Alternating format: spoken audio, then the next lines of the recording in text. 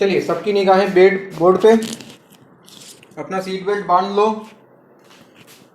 आज की फ़्लाइट थोड़ी लंबी है, कहानी थोड़ी लंबी चलेगी, तो बिल्कुल पैसेंस के साथ मज़े मज़े में ध्यान से सुनते जाएंगे, समझते जाएंगे, लिखते जाएंगे, और कोई डाउट हो तो पूछोगे, ठीक है। सबसे पहला केस, जब दो प्लेन मिरर लिया और दोनों को एक दूसरे के पैरेलल रख दिया। मान लो किसी डिस्टेंस पे ऐसे रखा हुआ है, ऐसे रख दिया, और बीच में कोई बोले कहीं पे कोई ऑब्जेक्ट रख दिया, ओ ये ऑब्जेक्ट रख दिया, और आपसे पूछे कि बताओ कितना इमेज बनेगा, इन दो प्लेन मिरर के हेल्प से कितना इमेज बनेगा।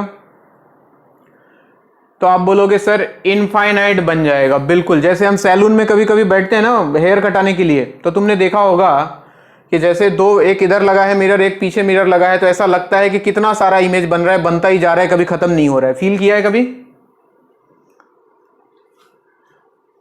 तो चलो आज फिर से फील करते हैं। आज सबसे पहले देखो, अगर इसको मिरर M1 बोल दूं, इसको मिरर M2 बोल दूं, तो सबसे पहले इस मिरर के कारण इस ऑब्जेक्ट का सेम डिस्टेंस पे इधर एक इमेज बन जाता। सपोज इसको नाम दे दिया I1, और इस ऑब्जेक्ट का इस मिरर के कारण एक इमेज बन जाता यहां पे उतने ही डिस्टेंस पे, सपोज दिस इज I2। क्या हुआ, कैसे बना? एक रे तो मान लो सीधा गया होगा, जाके रिफ्लेक्ट होके वापस आ गया होगा। एक रे को इधर से ले लो कहीं से, मान लो ऐसे गया, ऐसे गया, रिफ्लेक्ट होके इधर चला गया, और इसको जब पीछे एक्सटेंड किया तो ये इमेज बन गया। सही बात। अब क्या होगा बच्चे, अब ये जो इमेज बना है ये मिरर के पीछे है कि मिरर के अंदर है? ये वाला इमेज, ये वाला इमेज मिरर के अंदर है। किधर है? मिरर के अंदर है। यानी कि इस वाले मिरर के सामने हो गया, तो ऐसा लगेगा जैसे इस मिरर को क्या लगेगा कि इतने डिस्टेंस पे, मतलब यहां से इतने डिस्टेंस पे एक और ऑब्जेक्ट रखा हुआ है। यानी कि ये वाला इमेज इस वाले मिरर के लिए ऑब्जेक्ट का काम करेगा। और जैसे यहां से एक रे गया, ऐसे ऐसे ऐसे ऐसे ऐसे यहां से जाएगा वापस, और इस पे इंसिडेंट होने के बाद वापस से रिफ्लेक्ट हो जाएगा, ऐसा कुछ। अरे समझ रहे हो बात को? और जब इसको जब हम पीछे की तरफ एक्सटेंड करेंगे, पीछे की तरफ, तो एक, यानी कि इसका, इस वाले ऑब्जेक्ट का इस मिरर के कारण एक नया इमेज बन गया यहां पे I3। सेम कहानी, सबसे पहले ये वाला इमेज इस मिरर के कारण इस ऑब्जेक्ट का ये इमेज बना था यहां पे। तो अगर इसको देखो तो एक तो मान लो ऐसे चला गया, एक तुमने रे डायग्राम मान लो कुछ ऐसे ले लिया, कुछ ऐसे ले लिया, ऐसे ले लिया, यहां पे गया, रिफ्लेक्ट होके मान लो इधर आ गया, तो इसको जब पीछे एक्सटेंड किया तो ठीक है, इस वाले ऑब्जेक्ट का इसके कारण यहां पे इमेज बन गया। नेक्स्ट क्या होगा, अब ये मिरर सोचेगा कि इसके लिए ऑब्जेक्ट ये है, यानी कि इसके सामने एक और ऑब्जेक्ट आ गया, तो इसका ये वापस इमेज बनाएगा इतने डिस्टेंस पे पीछे। वो कैसे बनेगा? रे डायग्राम को ध्यान से देखो, ये रे इधर आया, यहां आने के बाद वापस से ये रिफ्लेक्ट हो जाएगा इधर की तरफ, और जब इसको आप पीछे एक्सटेंड करोगे तो इस वाले ऑब्जेक्ट का इस मिरर के कारण एक इमेज बन जाएगा I4। और ऐसे रे डायग्राम चलता रहेगा और इमेजेस बनते रहेंगे। कितने इमेजेस बनेंगे? इनफाइनाइट। समझ रहे हो बात को? नोट करो, नोट करो। तो दो प्लेन मिरर अगर पैरेलल रखा हो, यानी कि दोनों के, ऐसा सवाल कभी कभी बचपन में सुना होगा तुमने, दो प्लेन मिरर को अगर पैरेलल रख दिया जाए, उनके बीच का एंगल 0 हो, तो नंबर ऑफ इमेजेस जो होते हैं वो इनफाइनाइट होते हैं। अच्छा, एक सवाल ऐसे ही पूछ रहा हूं, अगर दो प्लेन मिरर को 90 डिग्री पे रख दिया जाए तो कितने इमेजेस बनेंगे? देखते हैं, इसको नोट करो पहले।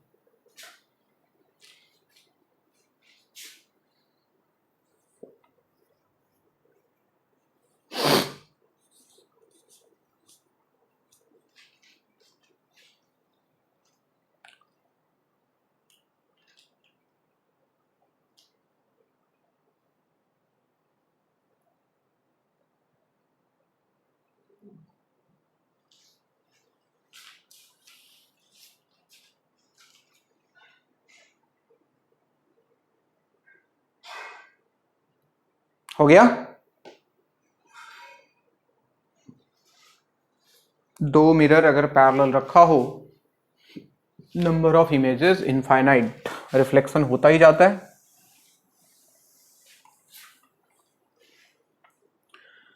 अगला केस है जब दो मिरर, इंपॉर्टेंट, थोड़ा सा इंपॉर्टेंट, जब दो मिरर को 90 डिग्री एंगल पे रख दिया जाए, प्लेन मिरर को, मिटाऊं ये डायग्राम, सबका हो गया? अब ध्यान से सुने, दो प्लेन मिरर को अगर ऐसे रख दिया जाए, एक मिरर ये है और एक मिरर ये है। अब मान लो यहां कहीं ऑब्जेक्ट रखा हुआ है ओ, कोई बताओ कितना इमेज बनेगा? Angle between two plane mirrors is 90 degree, कितना बनेगा? कितना बनेगा? 3। बहुत बढ़िया, 3 बनेगा। हाँ 3 बनेगा, बहुत सही। देखो कैसे बनता है 3, साफ साफ फील आ रहा है सर? अगर इसको M1 बोल दूं, इसको M2 बोल दूं, देखो इस वाले मिरर के कारण उतने ही डिस्टेंस पे एक तो यहां बन गया, I1 बोल दो इसको, इसके कारण। इसका रे डायग्राम चाहो तो बना लो, एक रे गया सीधा रिफ्लेक्ट होके वापस आया, एक रे इधर गया रिफ्लेक्ट होके इधर चला गया और इसको पीछे एक्सटेंड किया तो ये इमेज बन गया। इसके कारण साफ साफ फील आ रहा है कि इधर बन जाएगा सर दूसरा इमेज, इसको I2 बोल दो। इसके रे डायग्राम को देखूं, ऐसे गया रिफ्लेक्ट होके वापस आ गया, एक ऐसे ले लो, ऐसे आया रिफ्लेक्ट होके ऐसे चला गया, इसको पीछे एक्सटेंड करूं तो ये दो इमेज का फील तो साफ साफ आता है। तीसरा जो इमेज बनता है बच्चों, वो कैसे बनता है जानते हो? दोनों मिरर के हेल्प से बनता है। कैसे बनता है? दोनों मिरर के हेल्प से बनता है। कैसे सर? मान लो यहां से एक रे निकला, देखना ध्यान से देखना रे डायग्राम, ये ऐसे रे निकला, यहां पे पहले मिरर पे आया, यहां से रिफ्लेक्ट होने के बाद मान लो ये चला गया दूसरे मिरर के पास, और यहां से फिर रिफ्लेक्शन हुआ और ये कुछ इधर चला गया। ध्यान से सुनते जाना, ये वाला रे को देखना ध्यान से। पहले इंसिडेंट हुआ फर्स्ट मिरर पे, रिफ्लेक्ट हुआ, गया दूसरे मिरर पे, चला गया इधर की तरफ। मान लो एक और रे लिया जो कि सबसे पहले इंसिडेंट हुआ दूसरे मिरर पे, यहां पे आया, यहां से रिफ्लेक्ट होके पहुंचा पहले मिरर पे, और यहां से फिर रिफ्लेक्ट होके चला गया इधर की तरफ। और जब इन दोनों, मान लो इधर हमारी आंखें हैं, इंसान की आंखें इधर कहीं हैं, तो जब इधर से देखोगे तो इन दोनों रे का इंटरसेक्शन पॉइंट जब पीछे की तरफ एक्सटेंड करोगे तो आपको ये मिल जाएगा तीसरा इमेज I3। यानी कि नंबर ऑफ इमेजेस इस सिचुएशन में कितने होंगे भाई? 3। समझ रहे हो बात? इसको ऐसे भी सोच सकते हो तुम, कोऑर्डिनेट ज्योमेट्री भी लगा सकते हो इसमें। कोऑर्डिनेट ज्योमेट्री थोड़ा बहुत तो आता होगा सबको।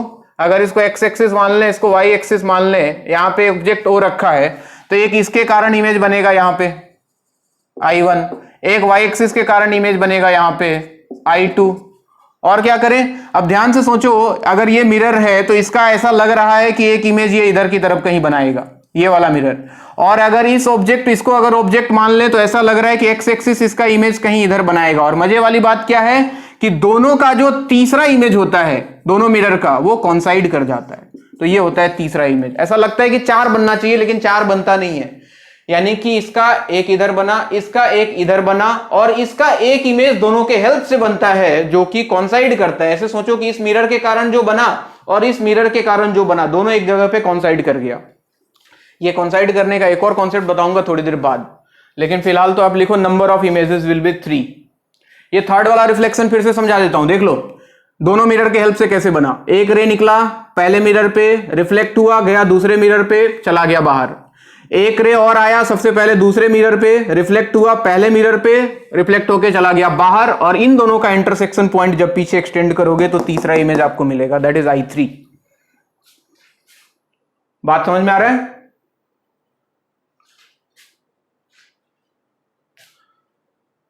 तो कभी भी अगर दो मिरर 90 डिग्री पे रख दे और उनके बीच में कहीं ऑब्जेक्ट रखा हो तो आपका आंसर होगा number of images will be 3। मैं और 2-3 केस डिस्कस करता हूं।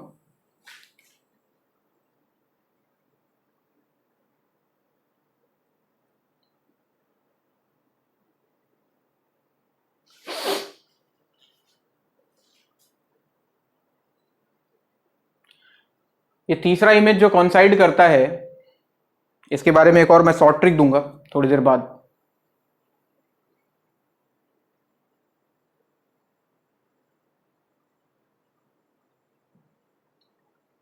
रे डायग्राम को समझ के बनाना, छापने जाओगे तो कोमा में चले जाओगे कि कौन सा लाइन कहां आया है और किधर गया है, कुछ समझ में नहीं आएगा।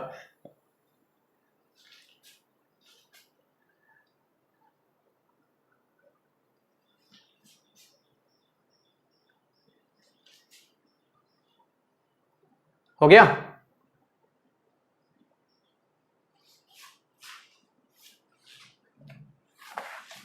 बनाओ बनाओ बनाओ, आराम से लाहे लाहे बनाओ।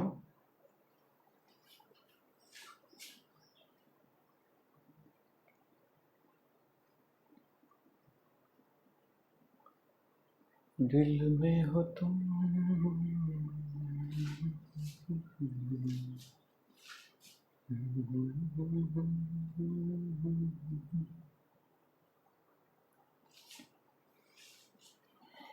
अब तो हो गया।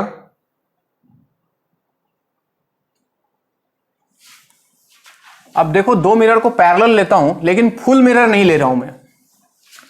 क्या बोलना चाह रहे हो सर, ठीक से समझाओ। तो ध्यान दो बोर्ड पे। मान लो कोई बोलता है कि एक मिरर ऐसे है और दूसरा मिरर ऐसे है तो दोनों पैरेलल, लेकिन इसके नीचे ये नहीं है, इसके ऊपर ये नहीं है, और यहां कहीं ऑब्जेक्ट रख दिया जाए ओ। नंबर ऑफ इमेजेस बताओ कितना बनेगा, सोच के बोलना।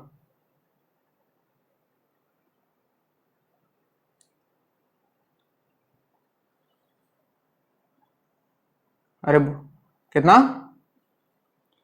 2 बनेगा बच्चे। अगर इसको M1 मानते हैं, इसको अगर M2 मानते हैं, तो एक तो देखो इसके कारण इधर साफ साफ इसके सामने है, दिस इज I1, और एक इसके कारण इधर, दैट इज I2। वहां पे तीसरा इमेज जो बन रहा था, तीसरा चौथा पांचवा, वो दोनों मिरर में रिफ्लेक्शन के कारण बन रहा था, याद है। जैसे सोचो, अगर कोई सोचता कि अच्छा अगर ये वाला जो है, ये वाला जैसे यहां से मान लो एक रे निकला, ऐसे चला गया, ठीक है ना, रिफ्लेक्ट होके वापस चला गया। तुमने अगर यहां से दूसरा रे निकाला, इधर चला गया रिफ्लेक्ट होके, इसको पीछे एक्सटेंड किया तो ये इमेज बन गया, ठीक है, पहला इमेज। क्या ये वाला रे वापस जाके कहीं रिफ्लेक्ट होगा क्या? क्या इधर मिरर है क्या? अरे बोलो ना, ये वाला रे जो निकला, क्या इधर जाके कहीं रिफ्लेक्ट होने का कोई चांस है इसके पास?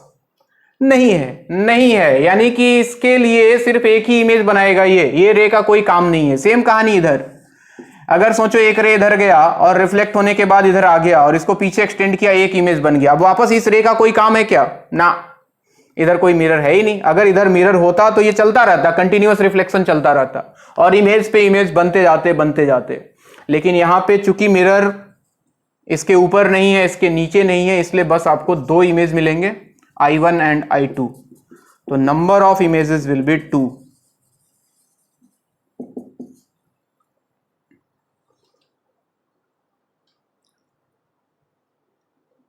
तीन तो खा ही सकते हैं, बनाओ।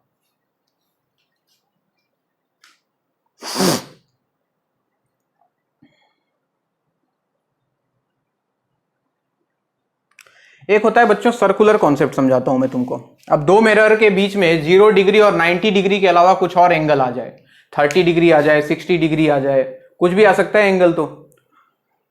तो कैसे हम उसमें नंबर ऑफ इमेजेस कैलकुलेट करेंगे, उसके बारे में बात करते हैं। बढ़िया ट्रिक दूंगा मैं आपको। हो गया?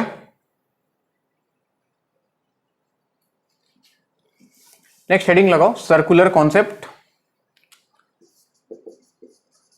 या फिर कॉन्सेप्ट ऑफ सर्कल, ऐसे भी लिख सकते हो। अब 2 मिरर के बीच का एंगल सपोज कुछ भी है, एनीथिंग। ये पहला मिरर, ये दूसरा मिरर, ऐसे this is M1, this is M2। यहां कहीं ऑब्जेक्ट रखा हुआ है O। ध्यान से सुनिए। अब मान लो इनके बीच का एंगल, एक काम करो, ऑब्जेक्ट जो है पहले वाले मिरर से सपोज अल्फा एंगल बना रहा है और दूसरे वाले मिरर से सपोज बीटा एंगल बना रहा है। ध्यान से सुनते जाएं कहानी को। एक बात तो साफ साफ फील आ रहा है कि पहला वाला ऑब्जेक्ट, अगर इस ऑब्जेक्ट को अगर देखा जाए तो इस मिरर के कारण जो इमेज बनेगा, क्या इतने ही एंगल पे बनता बच्चों? पीछे की तरफ, मतलब मिरर के अंदर अगर ये एंगल अल्फा, तो क्या ये भी अल्फा होता? तो अगर इसके कारण इसको अगर मैं I1 नाम दे दूं, सुनते जाओ, और इसके कारण ये ऑब्जेक्ट अगर है, तो इस मिरर के कारण जो पहला इमेज बनता वो इतने ही एंगल इधर बनता, बीटा एंगल पे। This is suppose I2। अरे समझ रहे हो बात को? वापस देखो, अब देखो, अब अगर ये वाले इमेज जो था, इसको अगर ऑब्जेक्ट मान लें फॉर दिस मिरर, तो कितना एंगल हो गया? इस ऑब्जेक्ट का इस मिरर से कितना एंगल हुआ? 2 अल्फा प्लस बीटा। देख रहे हो, 2 अल्फा प्लस बीटा। यानी कि अगला जो इसका इमेज बनेगा इस मिरर के कारण, वो इसके कितना इधर बनेगा? कितना एंगल इधर? 2 अल्फा प्लस बीटा, और इस इमेज को अगर नाम दे देता हूं मैं I3। फिर देखो, अगर इसको ऑब्जेक्ट मान लेते हैं, इसको ऑब्जेक्ट और इसको मिरर मान लें, तो ये जो ऑब्जेक्ट था अभी कितने एंगल पे था, देखो 2 बीटा प्लस अल्फा, देख रहे हो 2 बीटा प्लस अल्फा, ये वाला एंगल पूरा 2 बीटा प्लस अल्फा। तो इसका जो इमेज बनता इस मिरर के कारण क्या उतने ही एंगल पे बनता, कितने एंगल पे सर, 2 बीटा प्लस अल्फा पे, यानी कि इधर कहीं बन जाता। I3 था, इसको अगर I4 नाम दे दूं। तो कहानी जो है ना, ये सारे इमेजेस और ऑब्जेक्ट्स जो होते हैं बच्चे एक सर्कल पे लाई करते हैं। किस पे लाई करते हैं, एक सर्कल पे लाई करते हैं, ऐसे ऐसे कहानी चलता रहता है। तब तक इमेज बनता रहेगा जब तक कि ऑब्जेक्ट जो है वो मिरर के पीछे ना पहुंच जाए, यानी कि एंगल जैसे ही 180 डिग्री से ज्यादा हो जाएगा इमेज बनना बंद हो जाएगा। इसको निकालने का सबसे बढ़िया तरीका क्या है बच्चों, एक शॉर्ट ट्रिक दिमाग में रखो, ये M1 है, ये M2 है, ठीक है। मान लो ऑब्जेक्ट जो है, इसी की बात कर रहा हूं, ऑब्जेक्ट जो है पहले मिरर के साथ अल्फा एंगल बना रहा था, दूसरे मिरर के साथ बीटा एंगल बना रहा था, ध्यान से सुनना। तो पहला जो इमेज बनेगा वो इसके साथ अल्फा एंगल पे बनेगा और इसके साथ बीटा एंगल पे बनेगा, ठीक। ऐसे क्रॉस साइन लगाओ, और दोनों मिरर के बीच का एंगल कितना था, अल्फा प्लस बीटा था, यहां बीच में लिखो अल्फा प्लस बीटा। अब इस मिरर के कारण जो अगला इमेज बनेगा, ये बीटा में ही अल्फा प्लस बीटा ऐड कर दो, यानी कि इधर आके बन गया कितना, अल्फा प्लस 2 बीटा पे अगला इमेज बनेगा। और इस मिरर के कारण जो अगला जो इमेज बनेगा उसमें ये ऐड कर दो, अल्फा प्लस बीटा, यानी कि 2 अल्फा प्लस बीटा। तो अगला इमेज इस एंगल पे बन जाएगा। फिर क्या करो, ऐसे क्रॉस बनाओ, और फिर यहां पे मिरर के बीच का angle that is alpha plus beta, इसमें ये ऐड करो, तो 2 alpha plus beta plus alpha plus beta कितना हो गया, 3 अल्फा प्लस 2 बीटा पे अगला इमेज बनेगा। और इसमें इसको ऐड कर दो तो अल्फा प्लस अल्फा हो गया 2 अल्फा प्लस 3 बीटा पे अगला इमेज बनेगा। और ऐसे कहानी चलता रहेगा, कब तक, जब तक ये एंगल चाहे ये एंगल 180 डिग्री या 180 डिग्री से ज्यादा ना हो जाता है। तब उस समय क्या होगा, ऑब्जेक्ट जो होगा वो मिरर के पीछे पहुंच जाएगा, यानी कि एंगल जो निकल के आना चाहिए that should be less than 180 degree. तब तक आप इमेज बनाते रहोगे और जितना इमेज होगा वो बन जाएगा। इसके लिए एक बहुत बढ़िया एग्जांपल कराऊंगा, उसके बाद समझ में आएगा। इसको पहले नोट करो ध्यान से, डायग्राम को फिर से बता रहा हूं। ऑब्जेक्ट पहले मिरर के साथ अल्फा एंगल बना रहा था, तो पहला जो इमेज बना वो अल्फा एंगल पीछे बना पहले वाले मिरर से, और ये ऑब्जेक्ट दूसरे मिरर से बीटा एंगल बना रहा था, तो पहला वाला जो इमेज बना इस मिरर के कारण वो बीटा एंगल पीछे बना, दैट इज I2। अब ये वाला जो इमेज बना ये इस मिरर के लिए ऑब्जेक्ट का काम करेगा, और पूरा एंगल हो गया, ये वाला मिरर इस वाले इमेज का इस वाले मिरर से एंगल हो गया 2 अल्फा प्लस बीटा। तो अगला जो इमेज बनेगा इस मिरर से 2 अल्फा प्लस बीटा पीछे की तरफ यहां पे।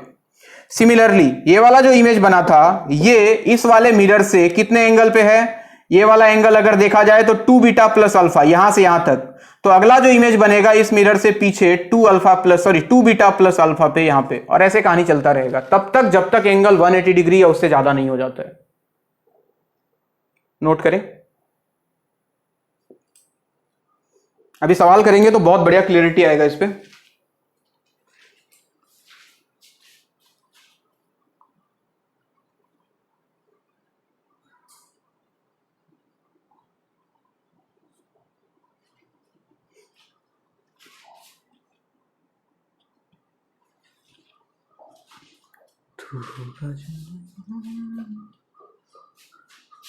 ये नहीं उठा,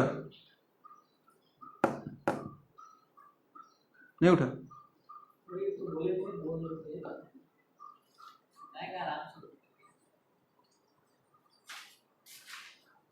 इतना लेट कौन ज्वाइन किया भाई, सो रहे थे क्या?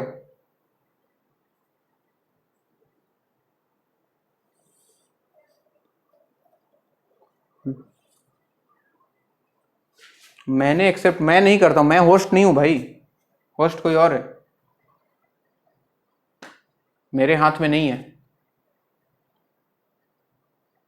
चलो कोई नहीं, बाद में समझ में आ जाएगा तुम लोग को।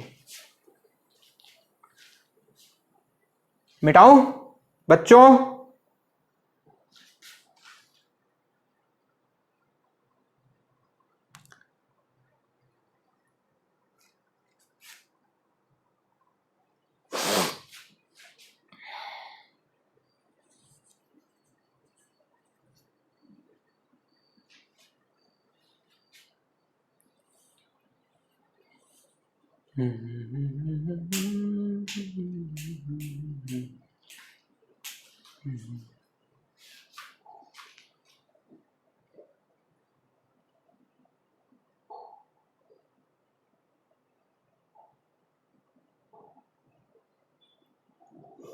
हुआ?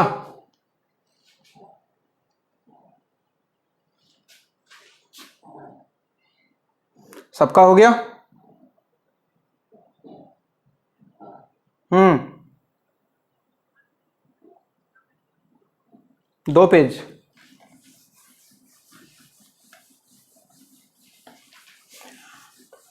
अब देखो भाई, सवाल कैसे आते हैं। दो मिरर के बीच का एंगल कुछ भी हो सकता है, हम इस हिसाब से पढ़ रहे हैं, कोई स्टैंडर्ड चीज नहीं पढ़ रहे हैं, कुछ भी हो सकता है, जनरल चीज नहीं है। मान लो कि ये ऑब्जेक्ट जो रखा हुआ है यहां पे, और ये मिरर M1 है और ये मिरर M2 है, और इनके बीच का टोटल एंगल 50 है।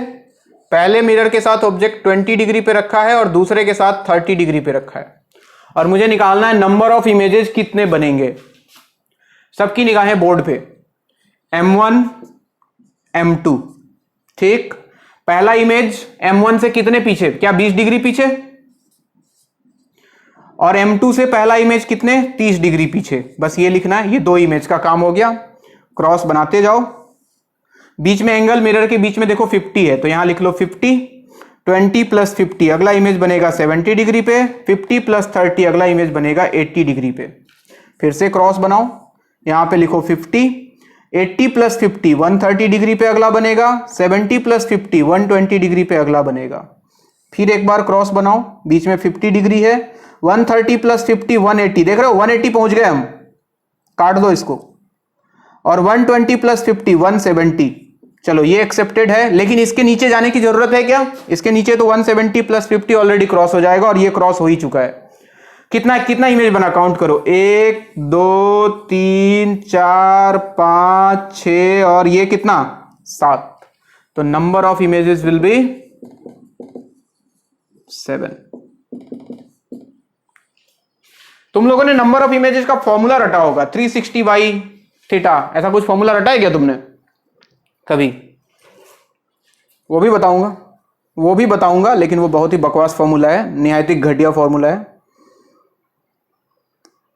तो यहां पे हो जाएंगे बच्चों नंबर ऑफ इमेजेस 7। अगला सवाल तुम करके दिखाओगे।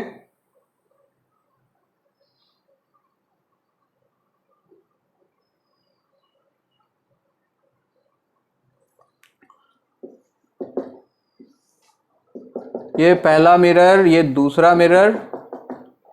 अब कौन आया भाई इतना लेट, किसका नींद खुला अभी?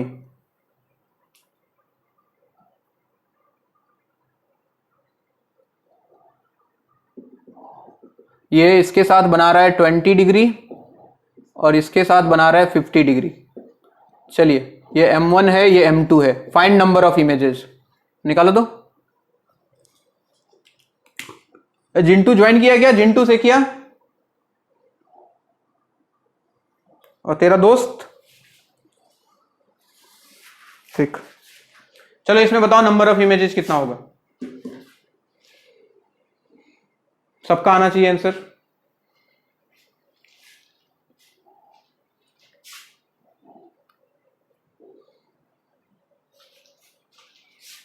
फाइव।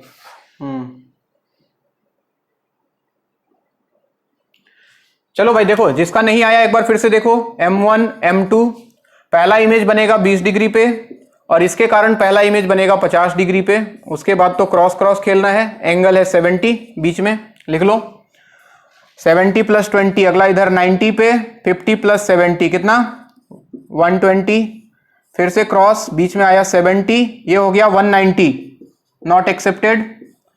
90 प्लस 70 कितना 160, ये सही है। इसके आगे जाने का मतलब नहीं है। 1 2 3 4 5,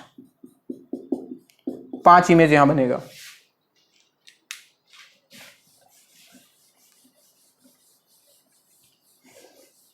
और लिखो,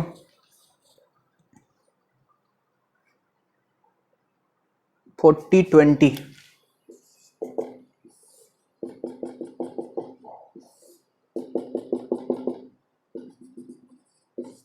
ये है 20, ये है 40, this is M1, this is M2, find number of images. इसमें एक और चीज है जो आपको बताऊंगा मैं, काम का चीज।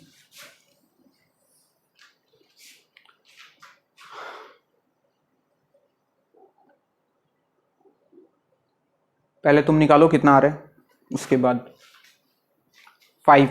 और कोई?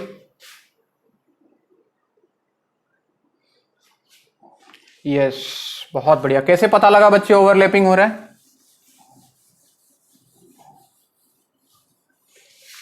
हाँ, बहुत बढ़िया बच्चे। देखो इधर एक और बहुत बढ़िया कॉन्सेप्ट सुन लो। M1 M2 पहला बनेगा 20 पे और इसका पहला बनेगा 40 पे। बीच का एंगल है 60, तो 60 प्लस 20 अगला 80 पे, 60 प्लस 40 100 पे। अगेन बीच में 60 है तो इधर आ गया 160 और इधर आ गया कितना 140। 140 इसके आगे जाने का मतलब तो है नहीं, क्योंकि ये 200 हो जाएगा और ये भी 180 क्रॉस कर जाएगा, तो यहीं रुक जाओ। अब इसमें एक और खास बात है। क्या खास बात है? ये दोनों को ऐड करके देखना, कभी भी कहीं पे भी इनको ऐड करके देख लो। एक और चीज दिमाग में रखना है, ओवरलैपिंग का कॉन्सेप्ट यहां से पता लगेगा। कभी भी इनको ऐड करने पे अगर 360 मिल जाता है, कुछ गलती लिखा है क्या मैंने?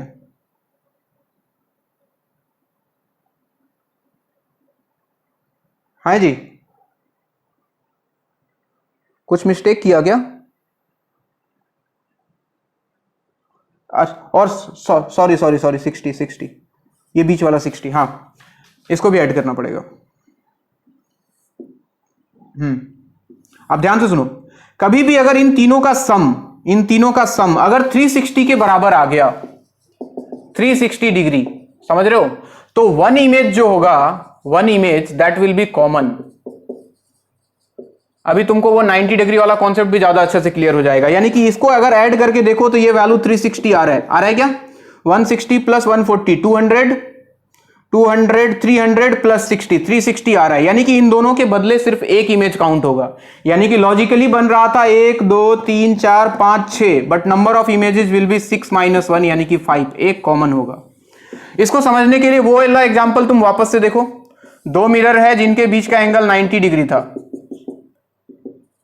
ये 90 डिग्री वाला केस। मान लो कि ऑब्जेक्ट रखा हुआ है यहां पे और एंगल ले लिया यहां पे सपोज 45 डिग्री, यहां पे ले लिया 45 डिग्री। जरा चेक करो तो बच्चों, चेक करते हैं इसके कारण। M1 के कारण और M2 के कारण पहला बनता 45 पे, दूसरा बनता 45 पे। ठीक, क्रॉस लगाया, यहां पे बीच में एंगल है 90। 90 प्लस 45 कितना होता है? 90 प्लस 45 135 और इधर भी 135। ठीक, क्रॉस किया, इधर लगाया 90। इसके आगे जाने का कोई मतलब तो है नहीं, 180 हो जाएगा। लेकिन इनको ऐड करके देखो, जरा देखो इनको ऐड करके। 135 कितना होता है? 270। 270 प्लस 90 कितना होता है? 360 आ रहा है क्या? 360 आ रहा है। यानी कि लॉजिकली 1 2 3 4 इमेज बन रहा था, लेकिन ये दोनों इमेज ओवरलैप कर रहा है, यानी कि दोनों मिरर के कारण ये कॉमन इमेज है। तो यहां पे आंसर हमारा होगा 4 - 1, यानी कि number of images will be 3। बात समझ में आ रहा है? तो अगर इन तीनों एंगल का सम, पहचानने का तरीका यही है, अगर इन तीनों एंगल का सम कभी भी 360 हो जाए तो एक इमेज जो है वो कॉमन होगा दोनों मिरर के कारण। तो उसको दो काउंट ना करें, सिर्फ एक काउंट करें। बात समझ में आ रही है? लिखो।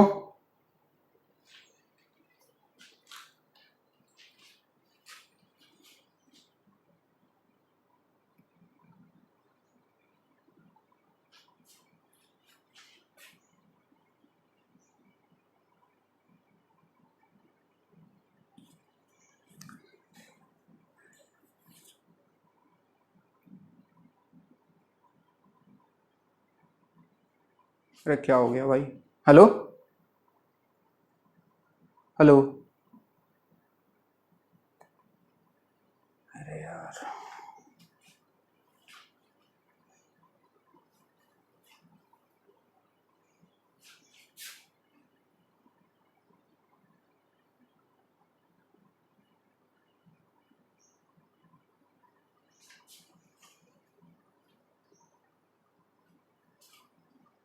हेलो। आया? पता नहीं बीच बीच में क्या हो रहा है।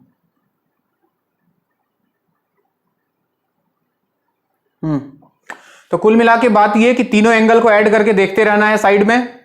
अगर 360 जैसे ही मिले तो समझ जाना कि एक इमेज जो है वो फर्जी का है, फर्जी का नहीं है मतलब दोनों के हेल्प से बना है, वो दोनों का कॉमन इमेज है वो।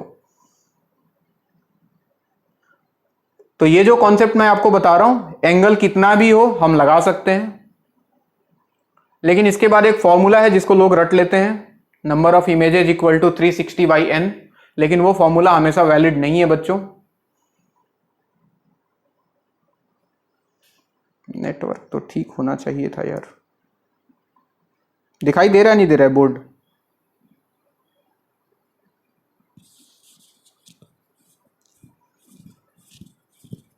पता नहीं यार, नेटवर्क तो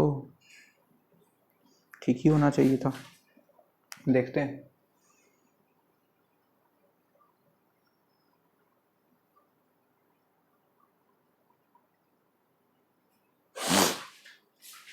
मिटाऊं? अब चलो वो फॉर्मूला भी तुम लिख लो, नोट डाल के, नोट डालो और लिखो, if theta is the angle between to mirror,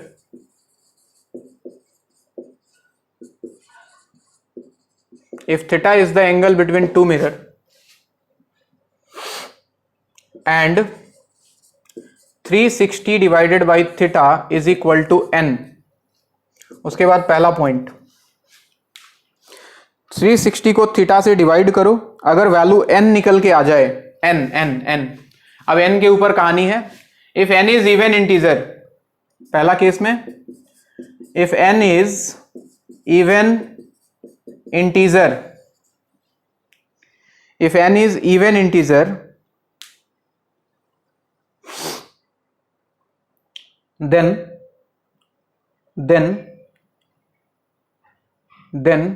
number of images will be n minus 1। कितना होगा number of images? n minus 1। जैसे 90 डिग्री वाला केस याद कर लो, कितना है? 90 है बीच का एंगल, 360/90 कितना होता है? 4 होता है क्या? 4 इज इवन नंबर, तो आंसर होगा 4 - 1 3। उस केस में तुम ऑब्जेक्ट को सिमेट्रिकल रखो चाहे एसिमेट्रिकल रखो, कोई फर्क नहीं पड़ रहा है। सिमेट्रिकल मतलब एकदम बीच में रखो, एसिमेट्रिकल मतलब थोड़ा बहुत इधर उधर रखो, तब हमेशा नंबर ऑफ इमेज इतना ही आएगा। नीचे लिख लेना, ऑब्जेक्ट इज प्लेस्ड सिमेट्रिकल और asymmetrical, answer will be same. Object is placed symmetrical or unsymmetrical, answer will be same, answer will be same।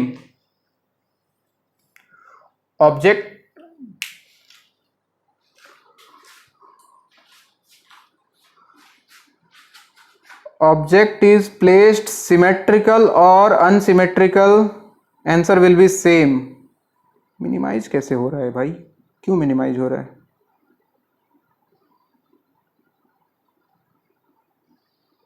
अच्छा,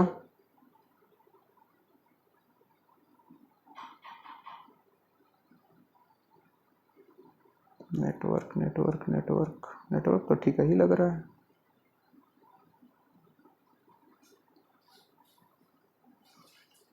कोई और छेड़छाड़ कर रहा है क्या? इसलिए हो रहा होगा मे बी। मिनिमाइज कैसे हो जा रहा है? हाँ भाई लिखो, ऑब्जेक्ट इज प्लेस्ड सिमेट्रिकल और unsymmetrical, answer will be same. Answer हमेशा n - 1 ही आएगा, ऑब्जेक्ट सिमेट्रिकल हो चाहे अनसिमेट्रिकल हो। Second case, if n is odd,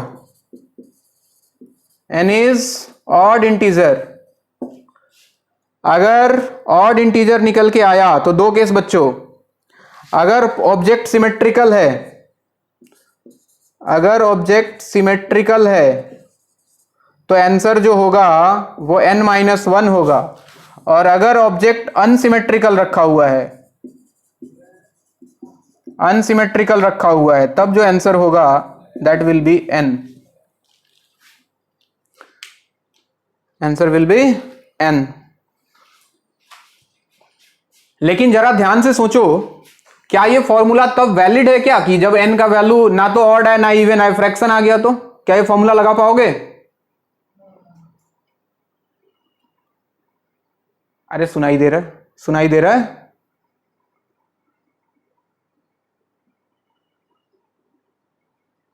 अरे सुनाई दे रहा है क्या सबको? तो ये फॉर्मूला बच्चों तभी सिर्फ लगेगा जब n या तो इवन आए या तो ऑड आए। अगर फ्रैक्शन आ गया तो कोमा में चले जाएंगे। इसलिए अपना बेसिक मेथड पकड़ के रखना है, वो कभी फेल नहीं होगा। कितना भी एंगल हो, कितना भी वैल्यू आए, हम निकाल सकते हैं। समझ आ गया बात? चलिए नेक्स्ट हेडिंग लगाएं, velocity in plane mirror. Velocity in plane mirror. अब हम इमेज का वेलोसिटी निकालेंगे। ऑब्जेक्ट को मूव कराएंगे, मिरर को मूव कराएंगे।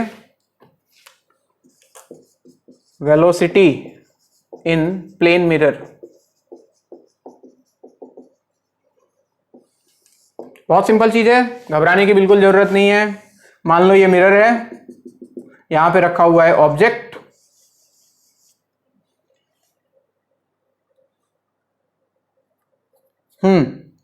चलिए मान लो इधर बना इसका इमेज, कहीं पे इसका इमेज है। एक काम करता हूं, इस डिस्टेंस को x मान लेता हूं, इसको y मान लेता हूं।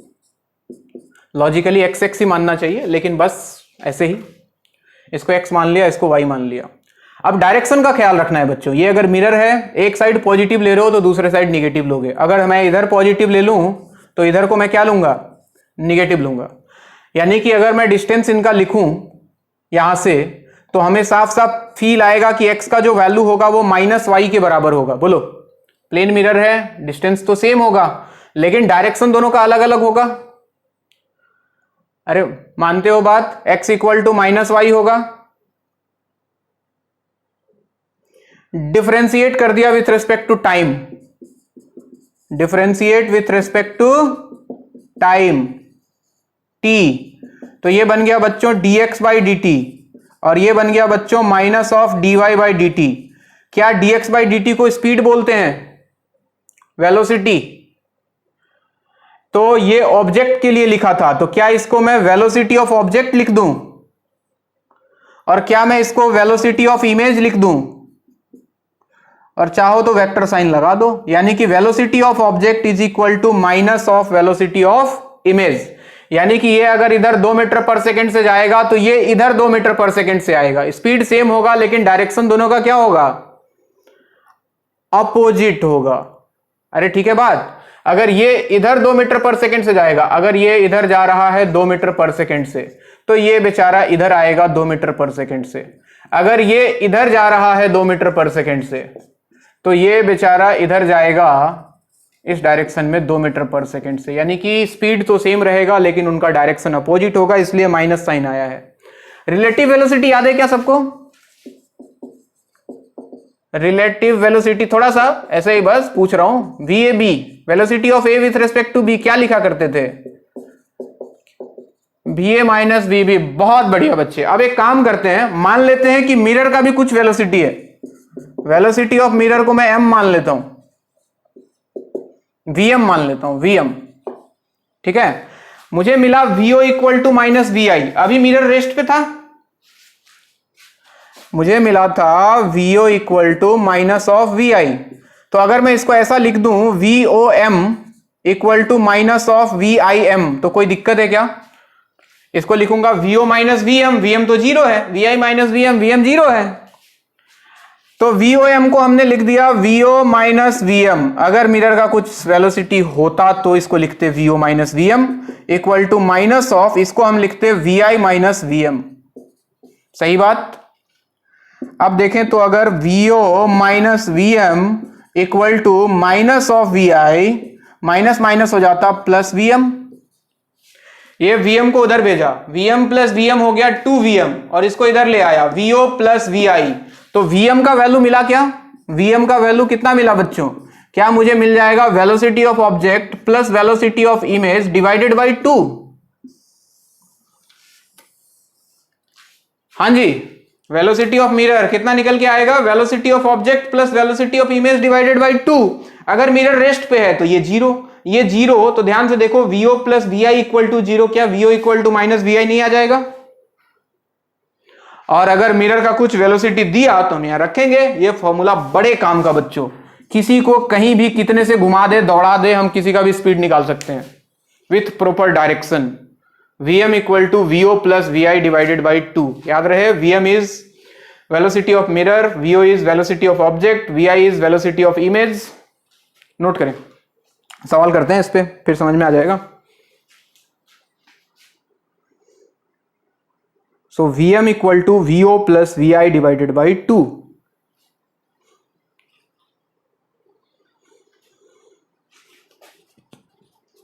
अच्छा, ये जितनी भी वेलोसिटीज हैं ये मिरर के परपेंडिकुलर हैं। किसके परपेंडिकुलर हैं? मिरर के परपेंडिकुलर। हां, ध्यान रहे मिरर के पैरेलल का कोई फर्क नहीं पड़ता है। ये सारा कहानी चल रहा है परपेंडिकुलर टू मिरर। साइड में लिख लेना।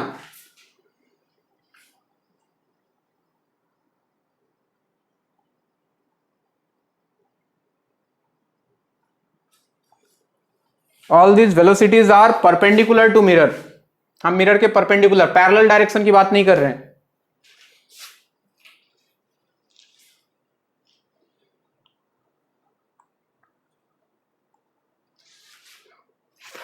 कल लॉकडाउन खुल जाएगा क्या? कल खुलेगा? खुलेगा खुलेगा।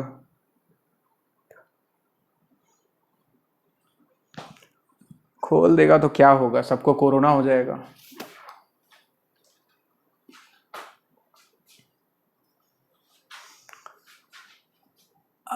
सही है, जिसको मरना है वो तो मरेगा ही, है कि नहीं?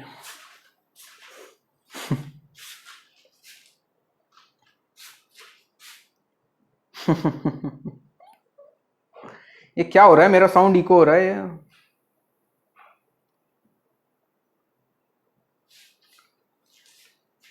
चलिए आगे बढ़ा जाए।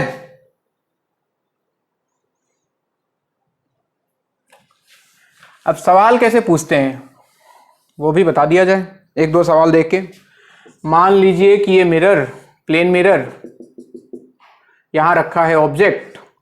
ऑब्जेक्ट बोल दिया कि इधर जा रहा है इस डायरेक्शन में 10 मीटर पर सेकेंड से, 10 मीटर पर सेकेंड से, और मिरर जो है इस डायरेक्शन में मूव करा रहे हैं हम इसको 2 मीटर पर सेकेंड से। आपको बताना है वेलोसिटी ऑफ इमेज क्या होगा।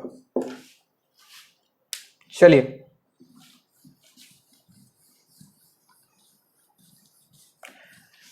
वेलोसिटी बताना है, मतलब इसका स्पीड भी बताना है और इसका डायरेक्शन भी बताना है आपको। एकदम दिमाग लगाना ही नहीं है, एक फॉर्मूला है बच्चों, एक फॉर्मूला, जीवन सफल है इससे। बस डायरेक्शन एक बार दिमाग में फिक्स कर लो कि किसको पॉजिटिव मान रहे हो, किसको निगेटिव मान रहे हो। अगर इसको पॉजिटिव मान रहे हो तो इसको तुम निगेटिव मान लेना, ठीक है? बस इसी बात का ख्याल रखना है। हमने फॉर्मूला पढ़ लिया है कि सर Vm जो होता है वो VO प्लस VI बाई 2 होता है क्या? तो बताओ Vm कितना दिया है, 2 या -2? विथ साइन पुट करना है, 2 या -2? -2। VO क्या दिया है, +10 या -10? +10 प्लस VI। अब जो होगा विथ साइन निकल के अपने आप आ जाएगा, देखना। यहां से बताओ VI कितना आ रहा है, -4 -10 -14 मीटर पर सेकेंड। तो स्पीड तो हो गया 14 मीटर पर सेकेंड। डायरेक्शन किधर, राइट या लेफ्ट? लेफ्ट की तरफ। बहुत बढ़िया, नोट करें।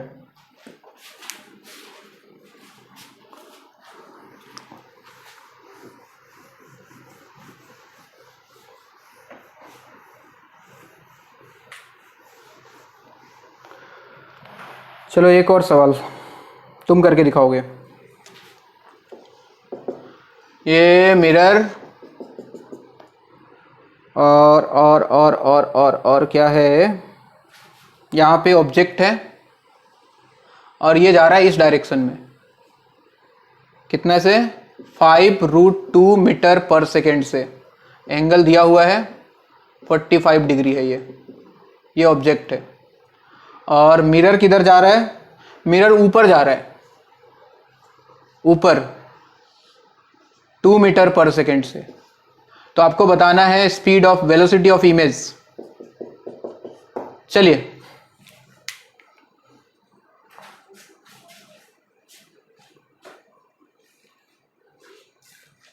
देखा हजारों दफा को -5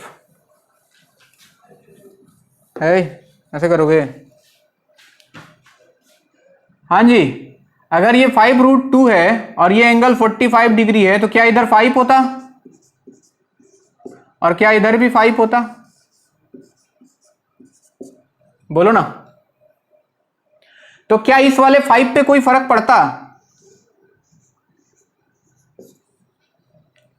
मैंने बताया पैरेलल वेलोसिटी का कोई फर्क नहीं पड़ता है। तो अगर ये 5 है तो ये भी 5 है, तो फर्क तो खाली इसका पड़ता।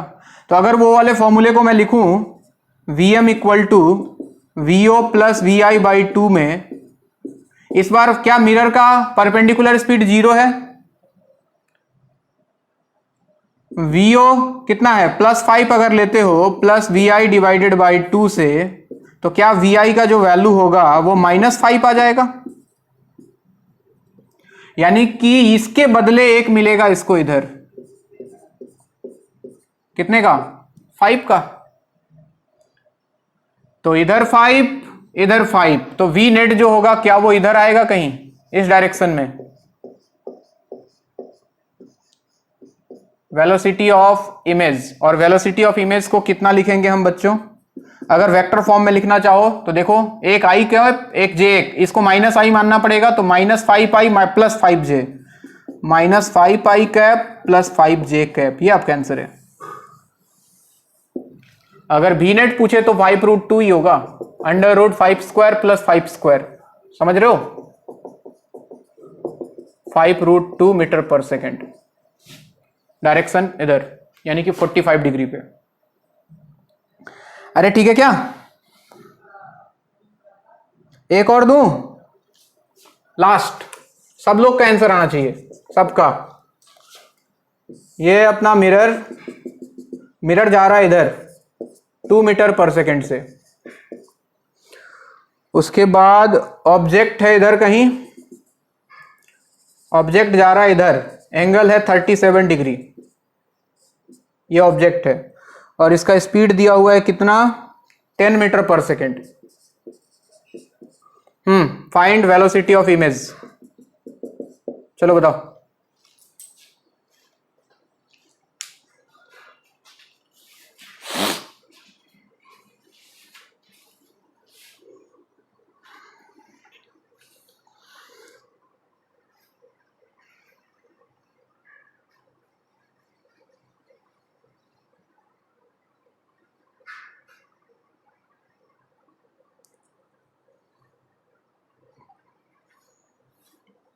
-4 है,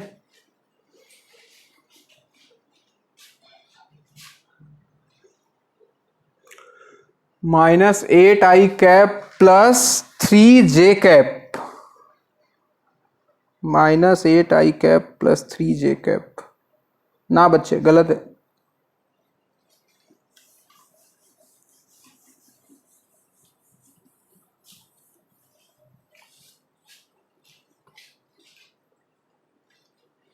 cos 37 sin 37 वैल्यू आता है ना?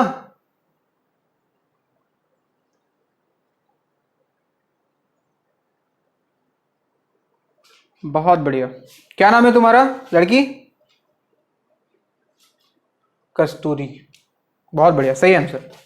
अरे देखो रे गधा सब, तुम लोगों को 3 सवाल कराने के बाद भी चौथा सवाल नहीं बना पाता है। सबसे पहले इसका 2 कंपोनेंट तोड़ो, एक इधर 10 cos 37, 10 इंटू cos 37 कितना होता है? 3/5 या 4/5? 4/5, तो 10 इंटू 4/5 कितना हुआ? क्या 8 आएगा? 8 मीटर पर सेकेंड। और ये जो है ये वाला कंपोनेंट 10 sin 37, तो 10 इंटू 3/5, 10 इंटू 3/5 मतलब कितना? 6 मीटर पर सेकेंड। तो इधर 6 आया, इधर 8 आया, इससे कोई मतलब है क्या? ये 6 है तो ये तो 6 ही रहेगा, पैरेलल कंपोनेंट मिरर के। इसमें तो कुछ दिमाग ही नहीं लगाना है, जो फॉर्मूला लगाना है तुमको इसके लिए लगाना है। हमने पढ़ा Vm equal to VO plus VI by 2। Vm दिया हुआ है -2 इस बार, इक्वल टू VO हो गया 8, परपेंडिकुलर कंपोनेंट पहले निकाल रहा हूं मैं, VO हो गया 8 प्लस VI फाइंड करना है, डिवाइडेड बाई 2। कितना आएगा VI का वैल्यू? -4 -8, क्या -12 आएगा? यानी कि इसका एक इधर आएगा, दैट इज 12 मीटर पर सेकेंड। तो VI को अगर वेक्टर फॉर्म, V नेट तो इधर आ जाएगा, तो VI अगर एक्चुअली में लिखना, ये VI परपेंडिकुलर है, कंफ्यूज ना हो, this is VI perpendicular. VI जो होगा that will be -12I cap plus 6J cap. और अगर इसका रिजल्टेंट पूछे तो √12 स्क्वायर 144 प्लस 6 स्क्वायर 36, कितना आता है? 180, इतना मीटर पर सेकेंड। बात समझ में आ रहा है? एक ही तो फॉर्मूला है यार ये, बस इसी को बार बार यूज करना है, लेकिन ख्याल रहे परपेंडिकुलर के लिए यूज करना है, पैरेलल पे कोई फर्क नहीं पड़ता है। जितना ऑब्जेक्ट का है पैरेलल उतना ही इमेज का होगा।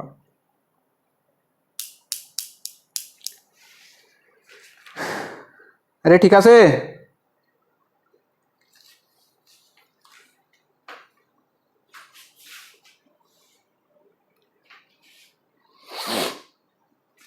देखा हजारों दफा आपको, फिर बेकरारी कैसी है। नोट करें, नोट करें।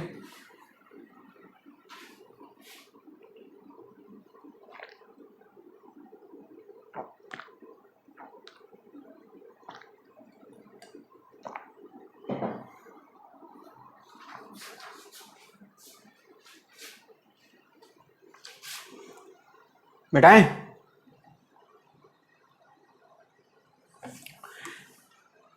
नो सर, कौन नो सर बोला? लिखो लिखो, जल्दी लिखो।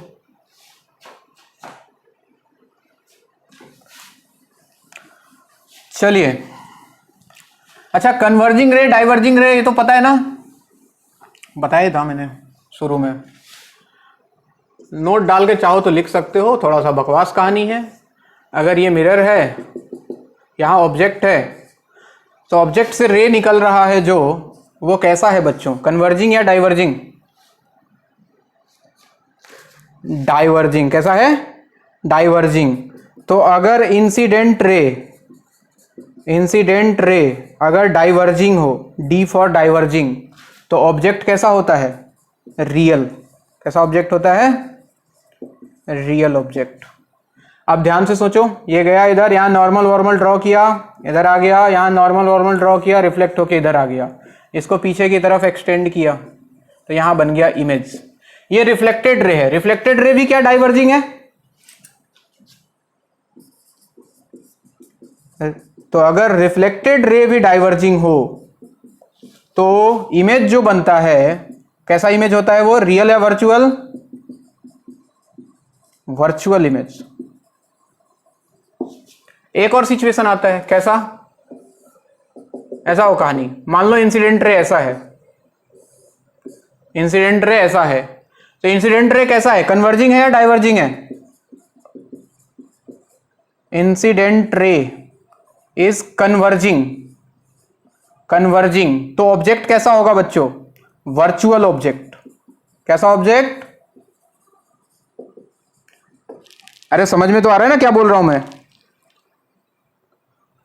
वर्चुअल ऑब्जेक्ट मतलब इसको पीछे एक्सटेंड करोगे तो ऐसा मिलेगा, ये यहां पे है, दिस इज वर्चुअल ऑब्जेक्ट। और रिफ्लेक्शन के बाद मान लो ये दोनों इधर कहीं आके मिला, यहां कहीं, यहां बन गया इमेज। तो ध्यान से देखो, तो रिफ्लेक्टेड रे क्या कैसा है? कन्वर्जिंग या डाइवर्जिंग? तो अगर रिफ्लेक्टेड रे भी कन्वर्जिंग हो तो जो इमेज बनता है वो कैसा इमेज होता है? रियल। तो दो बातें हैं बस बच्चों, अगर इंसिडेंट रे डाइवर्जिंग तो real object, reflected ray diverging तो वर्चुअल इमेज।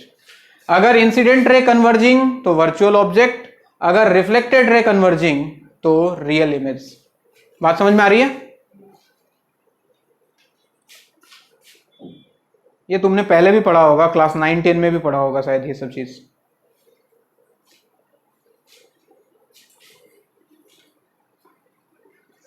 हालांकि प्लेन मिरर तो अपने सिलेबस में है ही नहीं, मैं तो इसलिए पढ़ा रहा हूं, कभी कभी आईआईटी सवाल पूछ लेता है, तुम्हारे बोर्ड्स में तो नहीं है। बस इतना ही प्लेन मिरर में। अब हम स्टार्ट करेंगे, तुम्हारे सिलेबस में घुस रहे हैं अंदर अब स्फेरिकल मिरर। पैसेंस के साथ बैठे रहो, मजे मजे में पढ़ते रहो, कोई दिक्कत हो तो पूछते रहो। और हेडिंग लगाओ स्फेरिकल मिरर।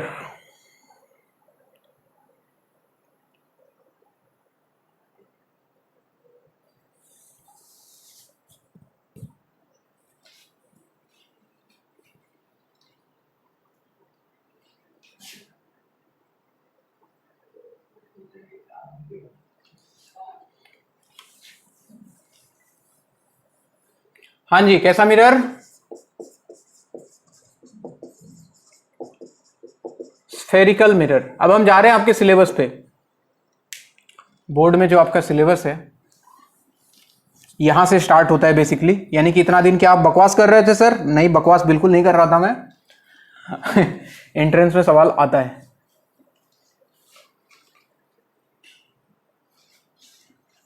स्फेरिकल मिरर में क्या होता है बच्चों? एक स्फेयर है,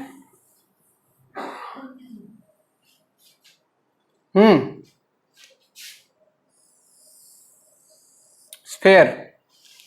इसके किसी पार्ट को काट देते हैं, ठीक है?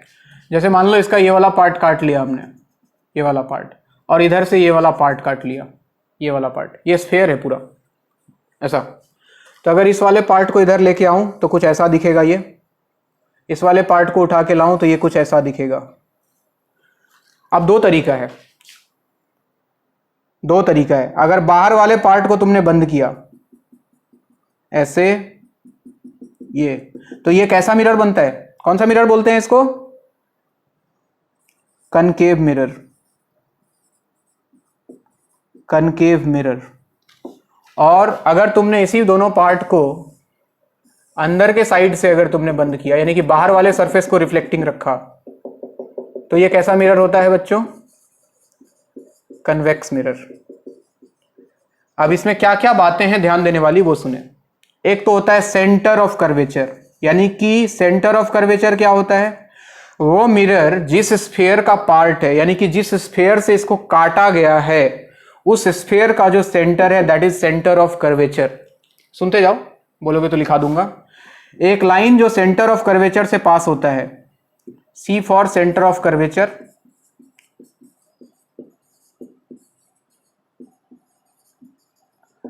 इस लाइन को क्या बोलते हैं जो सेंटर से पास करता है? Principal axis. Principal axis. और इस स्फीयर का कुछ ना कुछ रेडियस रहा होगा बच्चों, इसको बोलते हैं हम लोग रेडियस ऑफ कर्वेचर, आर। तो अगर इस वाले में बात करें इन मिरर्स में, ठीक है, तो इधर कहीं इसका सेंटर ऑफ कर्वेचर है, यहां से लेके यहां तक, this is known as radius of curvature, या फिर ये भी radius of curvature. This is principal axis. Principal axis, इसमें भी सेम कहानी, this is principal axis, this is centre of curvature, यहां से यहां तक वाला distance this is radius of curvature.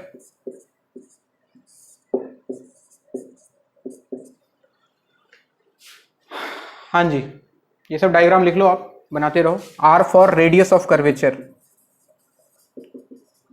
Radius of curvature. एक और चीज होता है, पहले इसको लिखो फिर बताता हूं।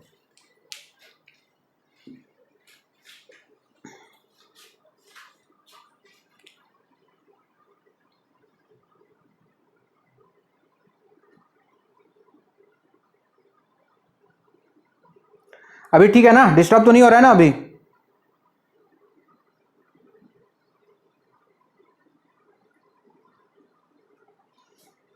बढ़िया, पढ़ते रहो।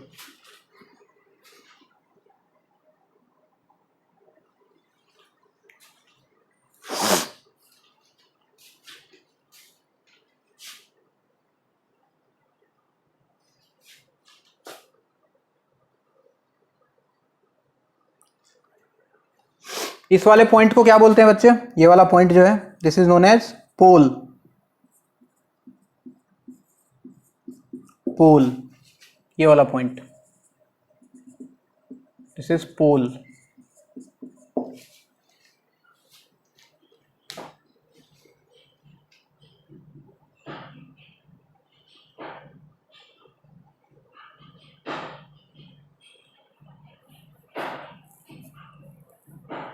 लिखवा दूं?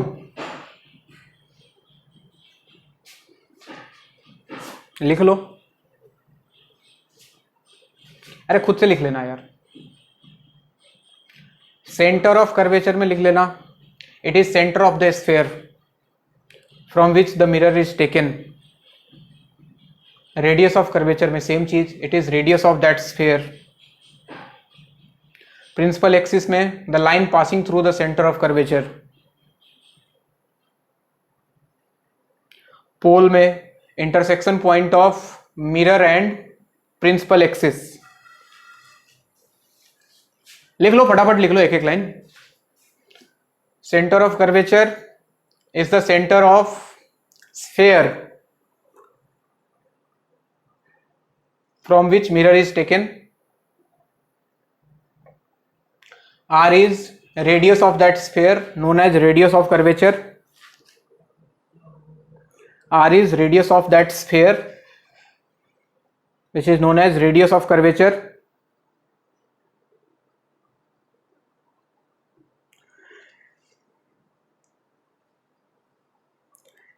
Principal axis में लिख लो, an axis passing through the center of curvature.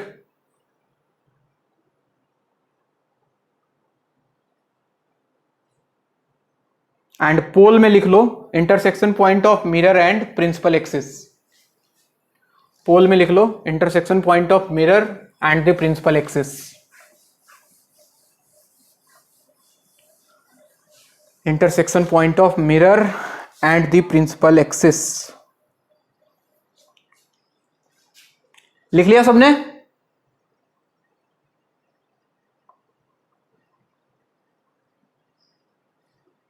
हाँ जी। एक और चीज होता है फोकस, कोई बताओ इसके बारे में। What is focus? RY2 बच्चे गलत है, this is not the definition of focus. RY2 का कहानी क्लास 10 तक, उसमें थोड़ा सा करेक्शन होता है। चलिए बात करते हैं फोकस की। हाँ, बहुत बढ़िया बच्चे, बहुत बढ़िया, शाबाश। देखो क्या होता है, मान लो कि ये है तुम्हारा कोई मिरर है, कनकेव मिरर, ये प्रिंसिपल एक्सिस और ये है पोल। तो होता क्या, एक्चुअल डेफिनेशन क्या है फोकस का, कि प्रिंसिपल एक्सिस के पैरेलल कोई रे इंसिडेंट हुआ मिरर के ऊपर, इंसिडेंट होने के बाद ये रिफ्लेक्ट होगा, रिफ्लेक्ट होने के बाद ये जिस पॉइंट पे काटता है प्रिंसिपल एक्सिस को, this point is known as focus. और इसके और पोल के बीच का जो डिस्टेंस होता है that is known as focal distance.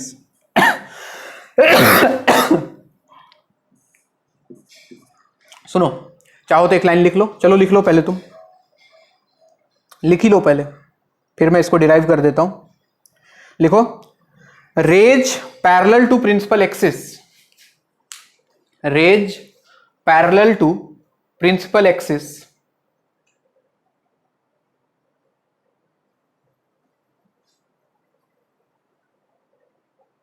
after reflection from the mirror, after reflection from the mirror, rays parallel to principal axis after reflection from the mirror meet the principal axis at a point, meet the principal axis at a point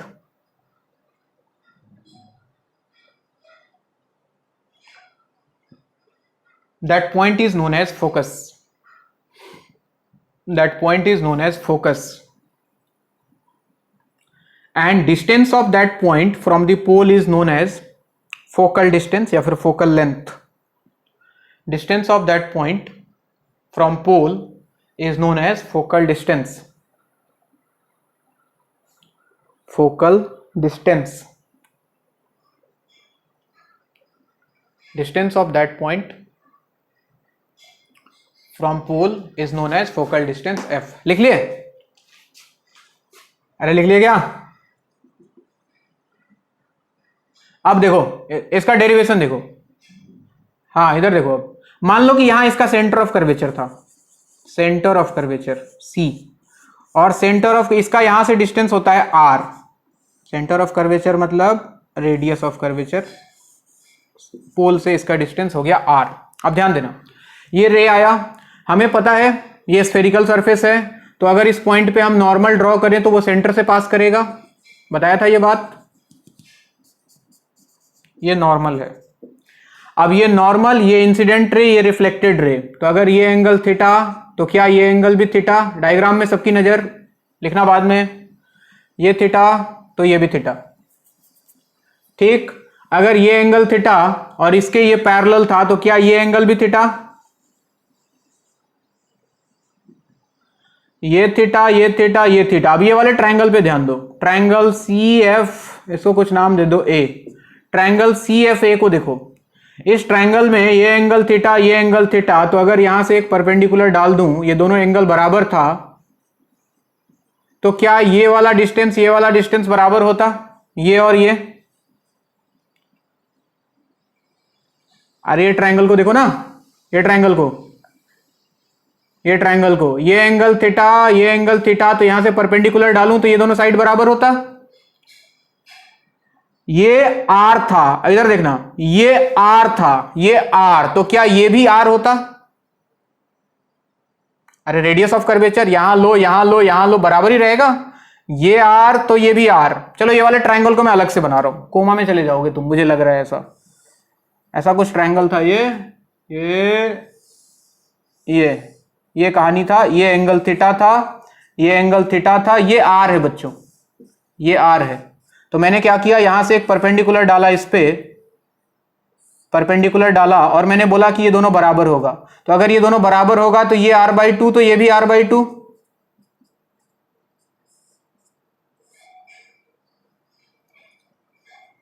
ये R/2 और ये भी R/2. अब इस वाले triangle में खाली देखो, ये वाले ट्रायंगल में, ये ट्रायंगल पे सबकी निगाहें, ये R/2 है, ठीक, R/2 है, तो ये वाला लेंथ कितना? ये वाला लेंथ, अगर ये R/2 है तो ये वाला लेंथ cos थीटा लगा दो.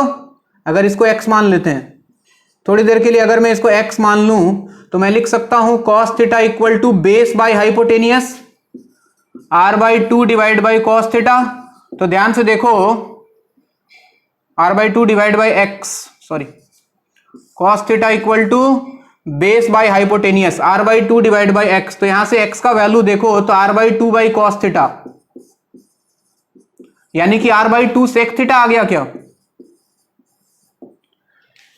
तो ये वैल्यू निकल गया बच्चों, इसको x माना था हमने, x यहां से लेके यहां तक, तो इसका वैल्यू निकाल लिया. ये टोटल R था, तो क्या ये नहीं निकल गया? टोटल R में से अगर x को सब्ट्रैक्ट कर दूं तो क्या f नहीं निकल गया? तो f का वैल्यू हो जाता R-x, यानी कि R-x का वैल्यू हमने निकाला है R/2 sec थीटा. तो ये होता है बच्चों actual focal length, R-R/2 sec theta. तो बोलोगे सर वो R/2 क्यों पढ़ाया जाता है? देखो उसके पीछे रीजन क्या है.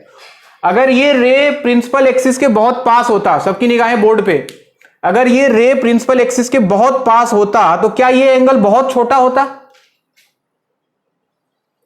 ये जो थीटा दिखाई दे रहा है, क्या थीटा बहुत छोटा होता? तो अगर कोई बोले कि if theta is very small, very small, अब जब थीटा अगर बहुत छोटा है तो क्या cos थीटा का वैल्यू अप्रोक्सीमेटली 1 हो जाता है? cos 0 1 होता है ना. तो cos थीटा 1 तो sec थीटा भी 1, तो sec थीटा अप्रोक्सीमेटली 1. तो फोकस उस कंडीशन में कितना निकल के आता है? R-R/2, यानी कि f इक्वल टू R/2, जो आप ये रट के रखते हो जिंदगी में. But this is valid only for the rays which are very closer to the principal axis. और ऐसे रेज को हम कौन सा रे बोलते हैं? Valid for paraxial rays. कैसा रेज? पैरेक्सियल रेज, यानी कि वो रेज जो प्रिंसिपल एक्सिस के बहुत पास होती है। तो हम ये स्फेरिकल मिरर में जितनी भी कहानी पढ़ते हैं सब कुछ हम लोग पैरेक्सियल रेज के लिए पढ़ते हैं। सिर्फ वो रेज जो प्रिंसिपल एक्सिस के बहुत पास होती है उसके लिए F इक्वल टू डायरेक्टली हम R/2 यूज करते हैं। अरे बात समझ में आ रहा है? लिखो। तो कभी कोई पूछे फोकस क्या है तो मत बोलना कि R/2 है, स्टैंडर्ड जवाब देना अच्छे से एक्सप्लेन करते हुए।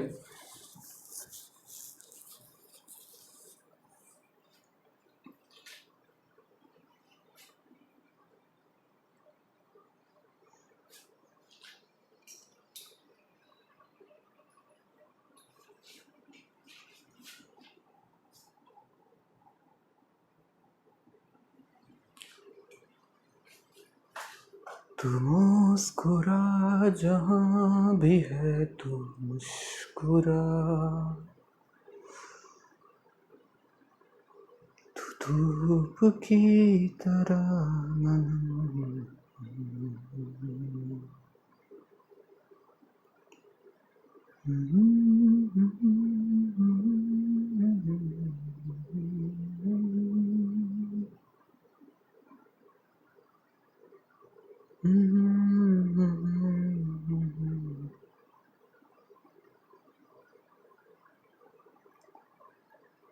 सबको समझ में आ रहा है ना?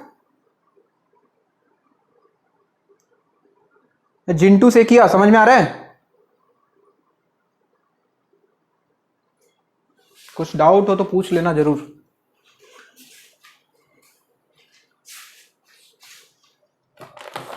मिटाऊं?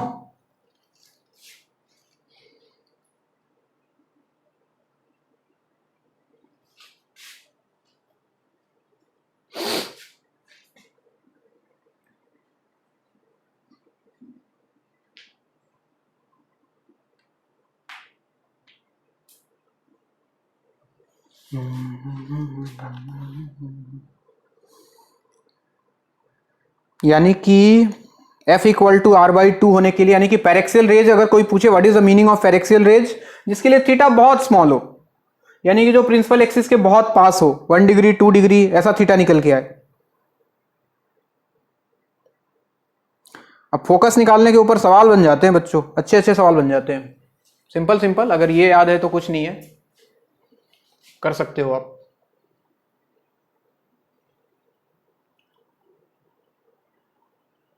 हाँ, हमारे क्वेश्चन में पैरेक्सियल रेज ही होगा, लेकिन कोई जरूरी नहीं है बच्चे, ठीक है ना? हम लोग जो मिरर फॉर्मूला से जब कहानी आगे बढ़ता है ना, 1/v + 1/u = 1/f, तो वो फॉर्मूला डिराइव ही होता है पैरेक्सियल रेज को यूज करके, समझ रहे हो? इसलिए उसके बाद का जितना कहानी है सारा का सारा उसी के लिए, तो टेंशन नहीं है। इसके ऊपर स्पेशल सवाल बन सकता है फोकस निकालने के ऊपर। कैसा सवाल मैं दिखा रहा हूं तुमको। जैसे मान लो एक ले लिया ऐसा मिरर, इसका रेडियस ऑफ कर्वेचर दिया हुआ है 5 सेंटीमीटर, और ये इसका प्रिंसिपल एक्सिस। आपको बोला एक रे इंसिडेंट हो रहा है पैरेलल टू प्रिंसिपल एक्सिस, यहां से 3 सेंटीमीटर ऊपर।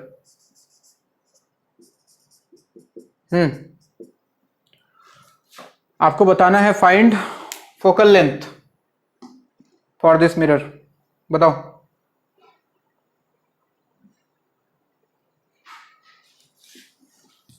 आंसर 5/2 नहीं होगा, पहले बोल दे रहा हूं मैं। एकदम बेसिक मेथड से जाना पड़ेगा आपको। यानी कि जो सबसे फॉर्मूले में जो इंपॉर्टेंट चीज है वो है थीटा। क्या इंपॉर्टेंट चीज है बच्चों? थीटा। तो आपको कितना? 15/8। बढ़िया। सारा एनर्जी जो लगाना है वो थीटा के ऊपर लगाना है आपको। ये गया, यहां पे मान लो इसका सेंटर ऑफ कर्वेचर है C, यहां से नॉर्मल ड्रॉ करोगे तुम, और ये मान लो रिफ्लेक्ट होके इधर आ गया, ठीक? तो ये एंगल थीटा, ये एंगल थीटा। तो आपको ये थीटा फाइंड करना है, यही वाला थीटा उठा के उस फॉर्मूले में रख देंगे, आंसर आ जाएगा।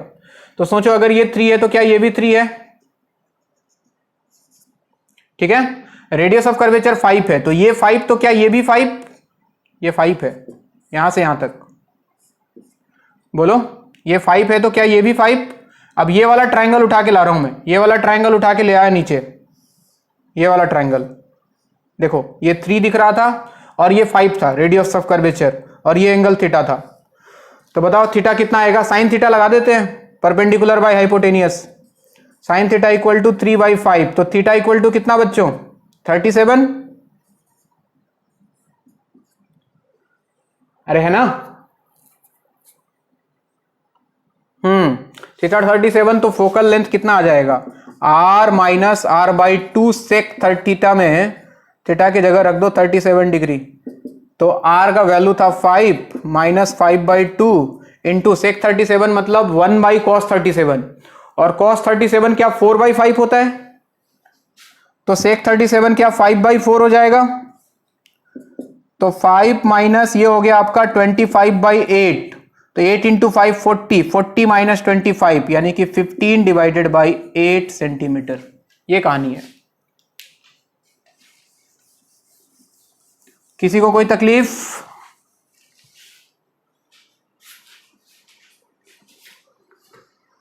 हो तो ऐसे सवाल पूछे जाए तो कर लेना।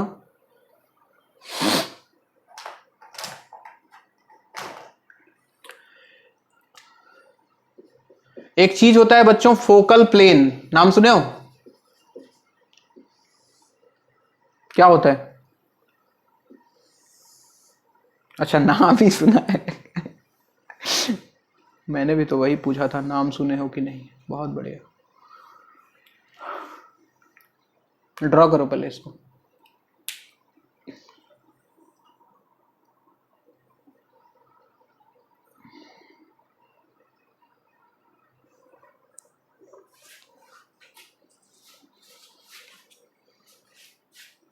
ये हो गया। अब देखो फोकल प्लेन क्या होता है, किस प्लेन को फोकल प्लेन बोलते हैं, ऐसा कुछ खास नहीं है, डेफिनेशन है बस। बोला कि मान लो ये मिरर, ये प्रिंसिपल एक्सिस, बोला कि रेज, ऐसे रेज जो पैरेलल हैं आपस में ऐसे, लेकिन प्रिंसिपल एक्सिस के पैरेलल नहीं है, ये रिफ्लेक्शन के बाद, मिरर से रिफ्लेक्शन के बाद जिस पॉइंट पे इंटरसेक्ट करती हैं, ये पॉइंट और फोकस, ये सब एक प्लेन में लाई करता है, ऐसे वाले प्लेन में। इस प्लेन को हम लोग बोलते हैं फोकल प्लेन। तो डेफिनेशन क्या बनेगा, खुद से बना लो डेफिनेशन इसका। चलो मैं लिखा देता हूं, लिखो। Rays which are parallel to each other, rays which are parallel to each other but not parallel to principal axis, rays which are parallel to each other but not parallel to principal axis, but not parallel to principal axis, after reflection meet at a point,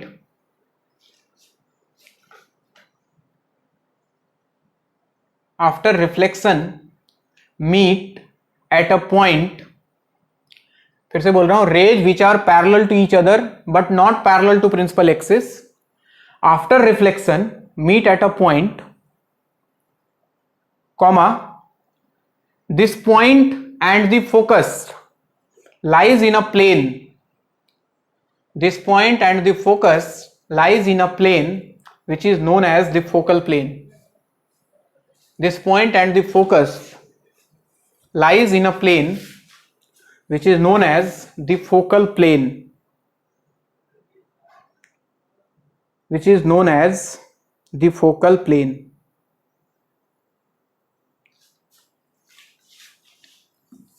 diagram बना लो।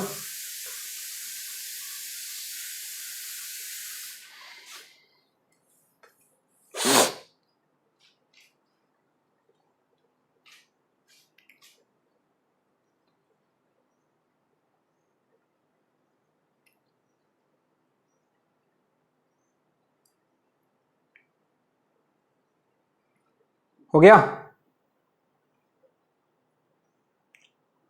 आगे बढ़े।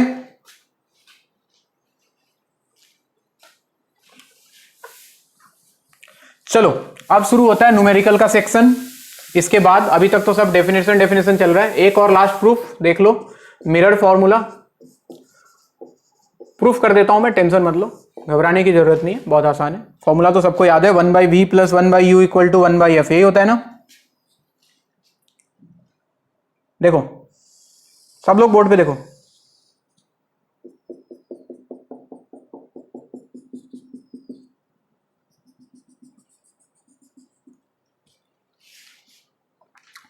देख रहे हो ना। मान लो यहां पे इसका सेंटर ऑफ कर्वेचर है और यहां पे एक ऑब्जेक्ट रखा हुआ है, लेट अस अज्यूम यहां पे है ऑब्जेक्ट O, ठीक। यहां से मान लो एक रे इंसिडेंट हुआ मिरर के ऊपर,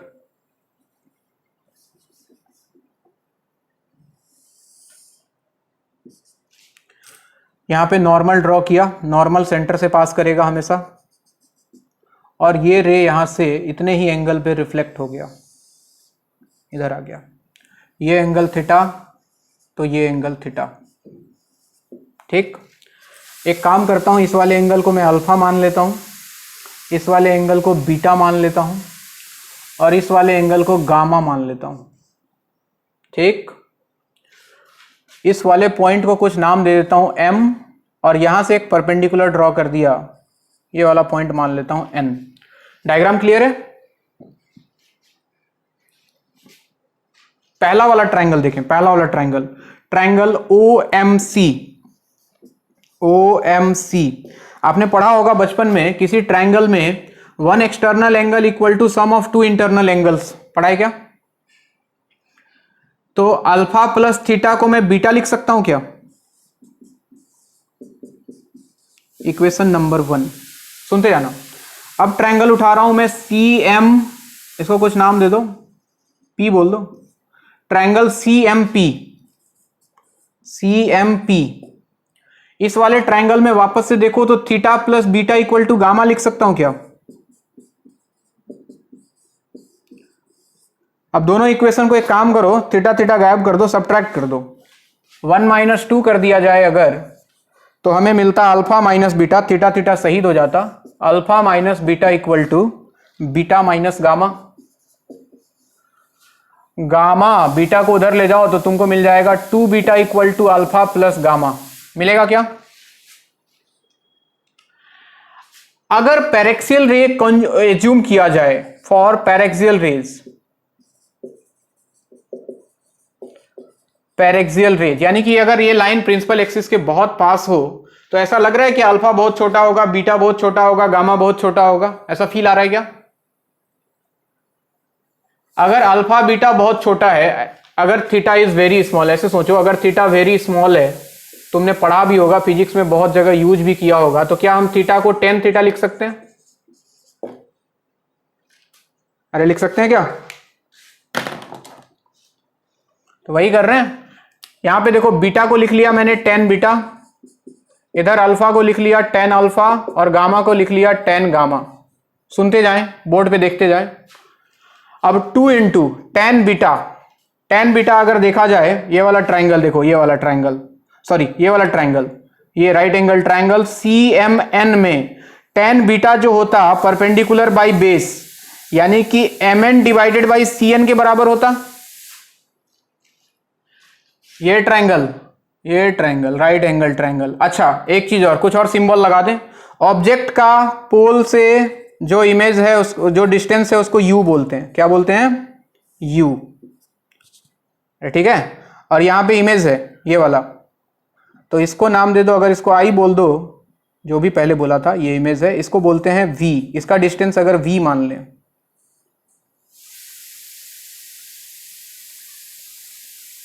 V। अच्छा इधर आओ, एक चीज और, क्या चीज और, हम कहां पे थे, और ये R, ये वाला डिस्टेंस सेंटर ऑफ कर्वेचर का R, आएगा टेंशन मत लो। अब देखो 10 बीटा की जगह पे क्या लिख सकते हैं हम बच्चों, 10 बीटा की जगह में क्या लिख सकता हूं, mn डिवाइडेड बाई cn।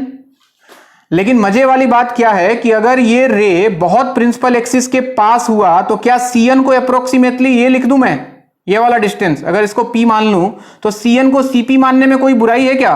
ये वाला रे जैसे जैसे पास आएगा ये वाला पॉइंट इधर मूव करेगा बच्चों, तो ये cn को cp लिखने में कोई बुराई है क्या? तो 10 बीटा का वैल्यू लिख रहा हूं, देखना 10 बीटा का वैल्यू मैंने लिखा mn perpendicular divided by base, base logically cn होना चाहिए था लेकिन उसके जगह cp लिख रहा हूं मैं, और cp का वैल्यू है r, तो यहां पे आ गया r इक्वल टू 10 अल्फा, ये वाला ट्रायंगल उठा रहा हूं, ये वाला ट्रायंगल, ये राइट एंगल ट्रायंगल, तो 10 अल्फा का वैल्यू आता परपेंडिकुलर फिर से होता है mn divided by base, base ये मत लो ये पूरा लो, और इस वाले डिस्टेंस को हमने u बोला है, ऑब्जेक्ट का distance, this is u plus 10 gamma, ये वाला ट्रायंगल, इसमें देखो तो ये mn और ये बेस को इसको नहीं लेना है, ये पूरा लेना है, यानी कि दिस इज v, तो mn divided by v, mn ने mn को मार दिया तो 2 by R equal to 1 by u plus 1 by v, और हमने पैरेक्सियल रेज एज्यूम किया है तो r को क्या लिख सकते हैं हम, 2f लिख सकते हैं r की जगह पे, तो 2 by 2f equal to 1 by u plus 1 by v, 2 ने 2 को मार दिया, 1 by v plus 1 by u equal to 1 by f।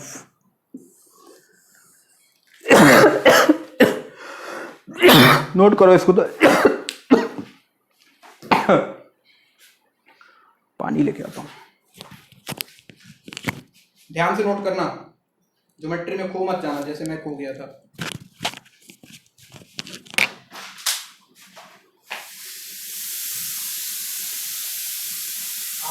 बनेगा अरे बन गया, ओह माय गॉड,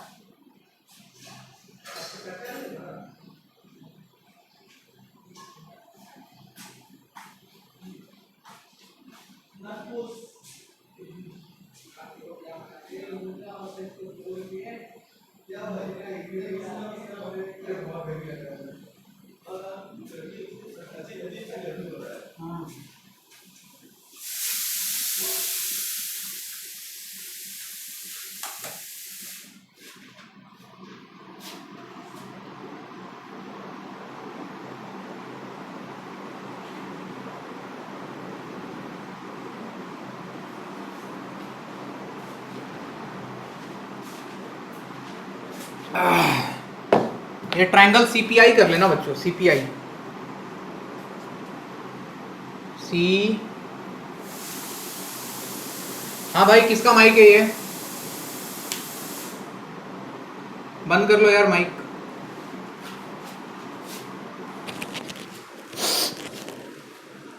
तो इसको बोलते हैं हम लोग मिरर फॉर्मूला।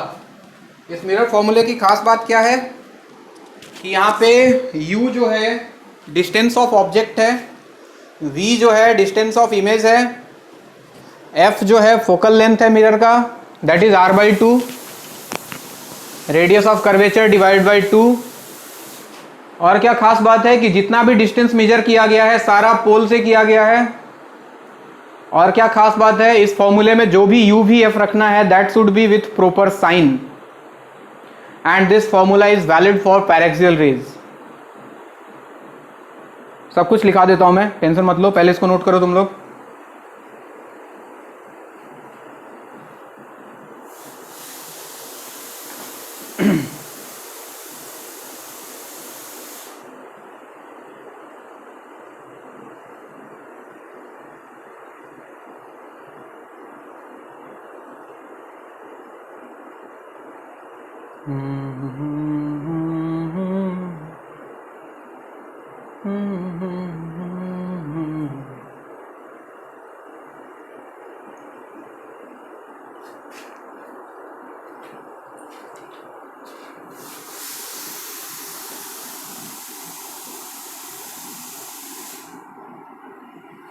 हो गया?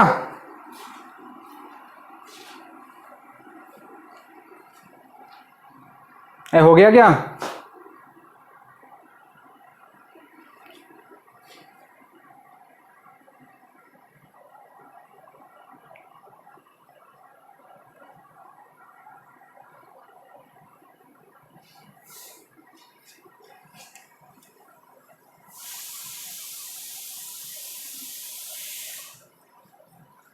u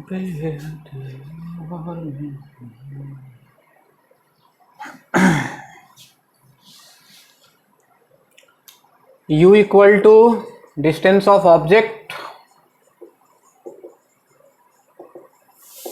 v equal to distance of image, f equal to focal length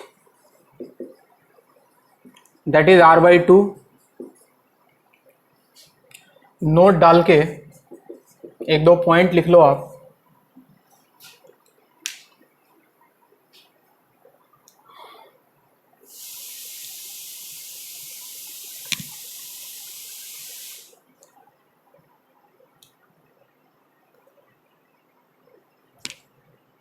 बोलूं?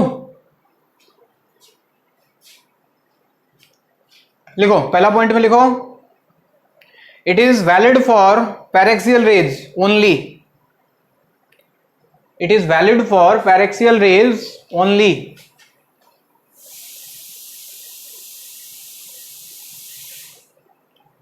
सेकेंड पॉइंट में, u, v and f should be placed with proper sign. u, v and f should be placed with proper sign. u, v and f should be placed with proper sign. Third point में, all distances are measured from the pole. All distances are measured from the pole. All distances are measured from the pole. All distances are measured from the pole. अब चलो sign convention भी सीख लेते हैं, उसके बाद तो सवाल ही सवाल करना है हमको। साइन कन्वेंशन तुमको आता भी होगा, आई थिंक आता है ना?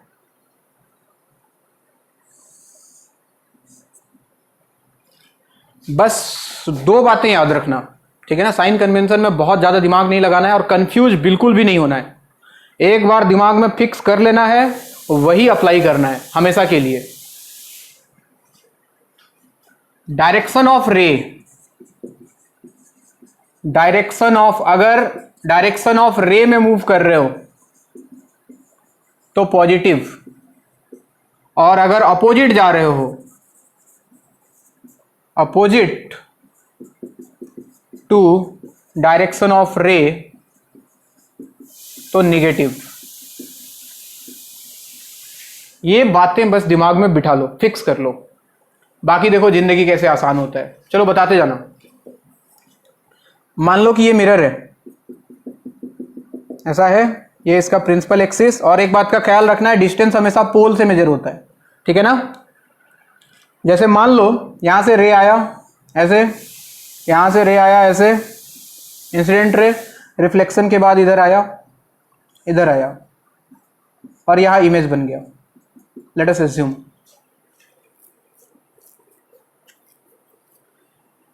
अब क्या करना है हमको, यहां पे इमेज बन गया, ये v है बच्चों, ये v है, v।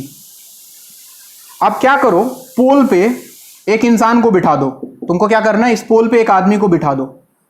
मान लो ये आदमी पोल पे बैठा हुआ है, ये अपना कैरी है, अपना फेवरेट कैरेक्टर कैरी मिनाटी को बिठा दो सबसे पहले पोल पे, और सारा डिस्टेंस यही मेजर करेगा, पोल से दौड़ेगा, इधर उधर जहां दौड़ना होगा इसको दौड़ेगा, ठीक है? रे का डायरेक्शन देख लो, इंसिडेंट रे का डायरेक्शन इधर है, इंसिडेंट रे, इंसिडेंट रे,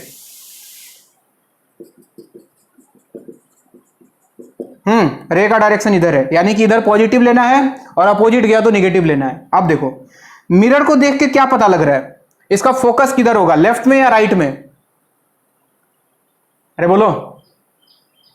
सबसे पहला चीज तो इसका सेंटर ढूंढो तुम। मिरर का सेंटर इधर होगा, तो सेंटर इधर होगा तो फोकस भी इधर ही होगा, तो इधर कहीं इसका फोकस होगा, तो ये किधर जाएगा, लेफ्ट में जाएगा फोकस ढूंढने के लिए या राइट में जाएगा? लेफ्ट में जाएगा। यानी कि यहां से जब लेफ्ट जाएगा तो इंसिडेंट रे के अपोजिट जा रहा है ना बच्चों, तो इसका फोकस जो होगा वो निगेटिव होगा। कैसा होगा? निगेटिव होगा। इमेज, इमेज यहां बना, इमेज यहां पे बना है, ये V है, तो जरा बताओ, इमेज का डिस्टेंस मेजर करने के लिए लेफ्ट जाएगा कि राइट जाएगा? वापस से लेफ्ट जाएगा, यहां से कैरी मिनाटी लेफ्ट की तरफ जाएगा, तो v का वैल्यू भी निगेटिव होगा। सुनते जाना, देखते जाना, मुझे बस पॉजिटिव नेगेटिव बताते रहना तुम। अगला एग्जांपल लेता हूं मैं। मान लो कि ऐसा मिरर है, कन्वेक्स मिरर है, और कहानी कुछ ऐसा है, एक रे ऐसे इंसिडेंट हुआ और यहां पे कहीं इसका सेंटर ऑफ कर्वेचर होगा, तो यहां से नॉर्मल वॉर्मल ड्रॉ करोगे, ऐसे रिफ्लेक्ट होके इधर चला गया,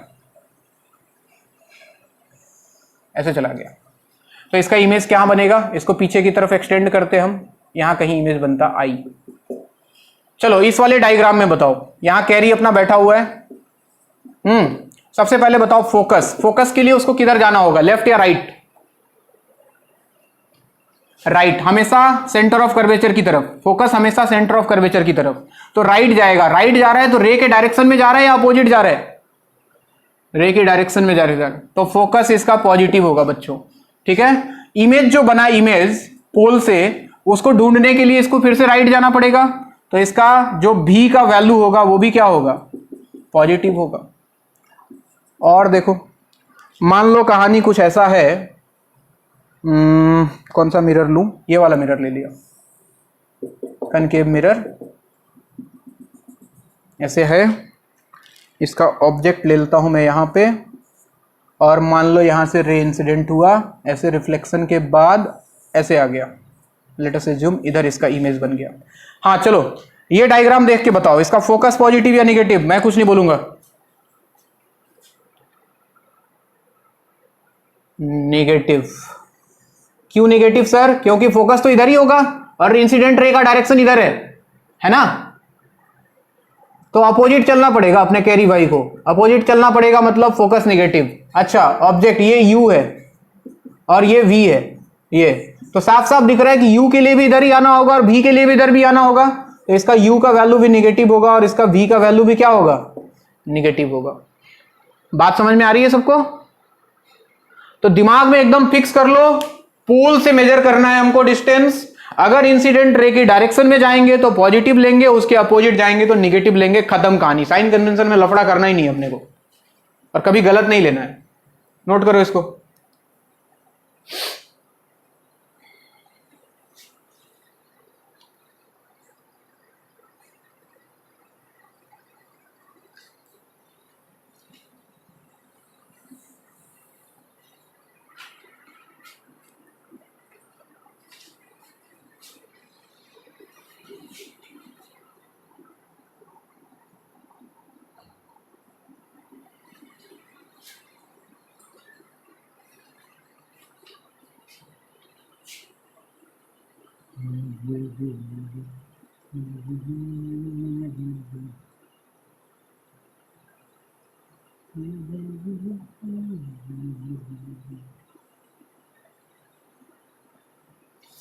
चाहो तो फॉर्मूले को थोड़ा और सिंप्लीफाई करके लिख लो, ज्यादा बढ़िया रहेगा।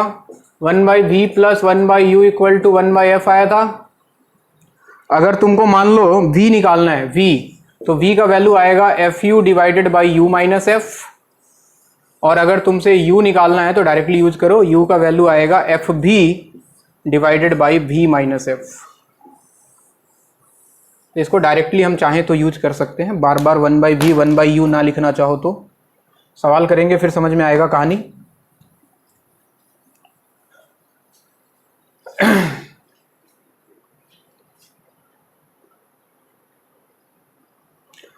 हो गया भाई, चला जाए सवाल की तरफ। एक दो सवाल करेंगे आज, घबराओ मत, अभी मजा आएगा तुमको सवाल करके। बिल्कुल साइन कन्वेंशन का ख्याल रखो, और एक ही तो फॉर्मूला है।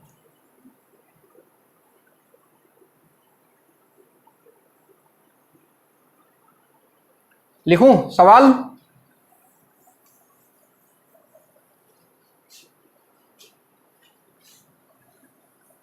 चलो पहला सवाल, कनकेव मिरर ले रहा हूं एक, और ऑब्जेक्ट इधर कहीं रखा है मैंने। कितने डिस्टेंस पे रखा है? 60 सेंटीमीटर पे, पोल से 60 सेंटीमीटर पे, और इसका फोकल लेंथ दिया हुआ है, कितना दिया हुआ है? 20 सेंटीमीटर का।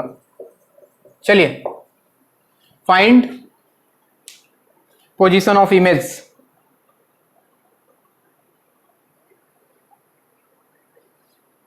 किधर बनेगा, मिरर के सामने बनेगा, मिरर के पीछे बनेगा, क्या बनेगा, कैसे बनेगा, सब बताना है आपको।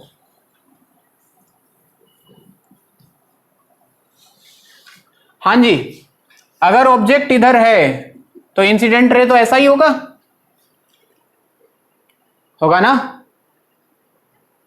तो जरा बताओ मुझे, u का वैल्यू +60 या -60, सोच के। -60। f का वैल्यू +20 या -20? -20। बहुत बढ़िया, मुझे v निकालना है। v फॉर्मूला हमने पढ़ा, FU divided by u minus f। लगा दो विथ साइन। f का वैल्यू है -20, u का वैल्यू है -60 divide by u minus f। -60 minus of -20, देखो तो कितना आ रहा है। माइनस माइनस प्लस हो जाएगा, ये हो गया 1200 और नीचे आ जाएगा माइनस माइनस प्लस, तो -60 + 20 -40, 0 से गया 0, ये कितना आएगा 30। +30 या -30? -30। यानी कि जो इमेज बना होगा वो मिरर के सामने है या मिरर के पीछे है? मिरर के सामने है, इधर ही तो है। -30 आने का मतलब इधर कहीं बना होगा, यानी कि ये रिफ्लेक्ट होके ऐसे कहीं गया होगा रे, ऐसा कुछ। और दिस इज 30। अरे समझ में आ रहा है क्या सबको बात?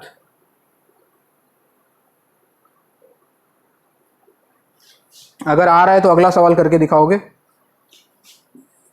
फिर से एक कनकेव मिरर ले लेता हूं, ये इसका प्रिंसिपल एक्सिस। सवाल है, ऑब्जेक्ट रखा है कितने पे?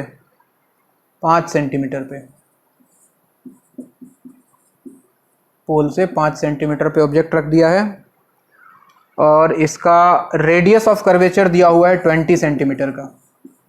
Find position of image. चलिए बताइए तो, फाइंड पोजीशन ऑफ इमेज। गलती नहीं होना चाहिए, गलती करोगे पाप लगेगा। इतना समझाने के बाद गलती बिल्कुल नहीं।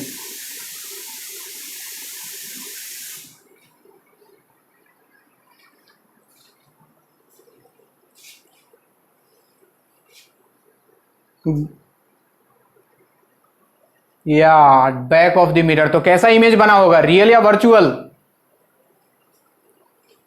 वर्चुअल इमेज बना होगा। क्या सबका आ गया क्या? एक बात तो क्लियर है, ऑब्जेक्ट इधर है तो इंसिडेंट रे ऐसा होगा। एक रे कोई निकाल के देख लो कि अच्छा डायरेक्शन उधर है, तो पता लग गया कि ऑब्जेक्ट यानी कि u का वैल्यू -5 होगा, अपोजिट है। सेंटर ऑफ कर्वेचर इधर ही है, तो f का वैल्यू भी माइनस होगा r/2 यानी कि 20/2 यानी कि -10। भी निकालना है, फॉर्मूला लगाया FU by u minus f। FU -10 into -5 divided by u minus f। -5 minus minus हो जाएगा +10, तो ऊपर आया बच्चों 50 और नीचे आया 5 यानी कि +10 सेंटीमीटर। और ये +10 सेंटीमीटर हमको बता रहा है कि रे की डायरेक्शन में बना होगा, और रे की डायरेक्शन में इधर तो बन नहीं सकता है, हमें डिस्टेंस यहां से मेजर करना है, तो यहां से 10 सेंटीमीटर इधर। यानी कि क्या हुआ होगा, यहां आने के बाद ये रिफ्लेक्ट हो गया होगा इधर कहीं, और जब हमने इसको पीछे एक्सटेंड किया होगा तो यहां कहीं इमेज बन गया होगा। अरे बात समझ में आ रहा है? किसी को कोई कंफ्यूजन? एक और सवाल, चलो लास्ट आज के लिए, बहुत पढ़ा दिया आज मैंने। एक और सवाल दूंगा आखिरी, और उम्मीद करूंगा कि सबका आंसर आए। उम्मीद मेरा टूटना नहीं चाहिए। ये मिरर है बच्चों, ये लो कन्वेक्स मिरर ले लिया है। ये इसका प्रिंसिपल एक्सिस, और ऑब्जेक्ट मैंने रखा है इधर कितने पे, 10 सेंटीमीटर पे। और क्या दिया हुआ है, इसका रेडियस ऑफ कर्वेचर दिया है क्या, 20 सेंटीमीटर। चलिए फाइंड पोजीशन ऑफ इमेज। कहां बनेगा, आगे बनेगा, पीछे बनेगा, कितनी दूरी पे बनेगा?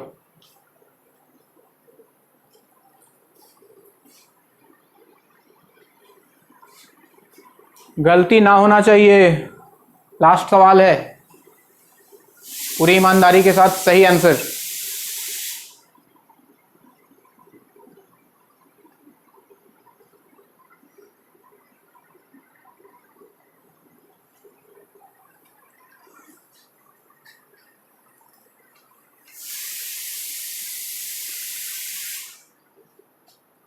हाँ जी, किसका आया आंसर?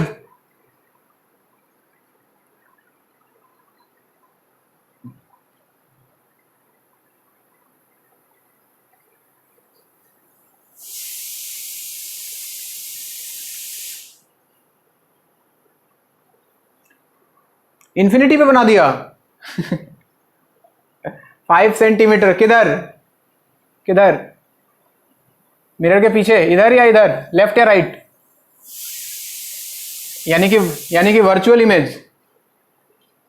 हाँ सही है, बहुत बढ़िया। अबे तेरा इन्फिनिटी कैसे आया बे?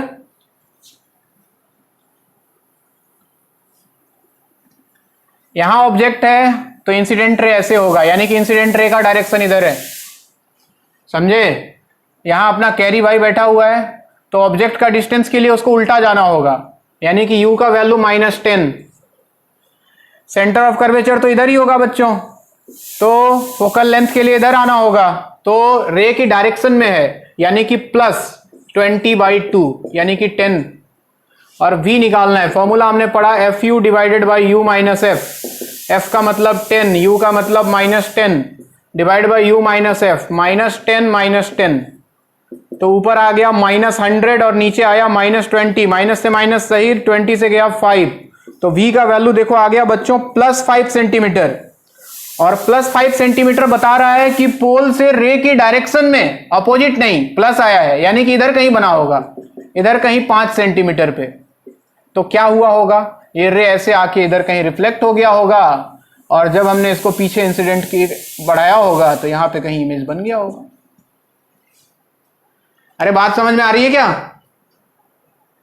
साइन कन्वेंशन क्लियर है सब? चलो ठीक है, फिर आज के लिए इतना ही।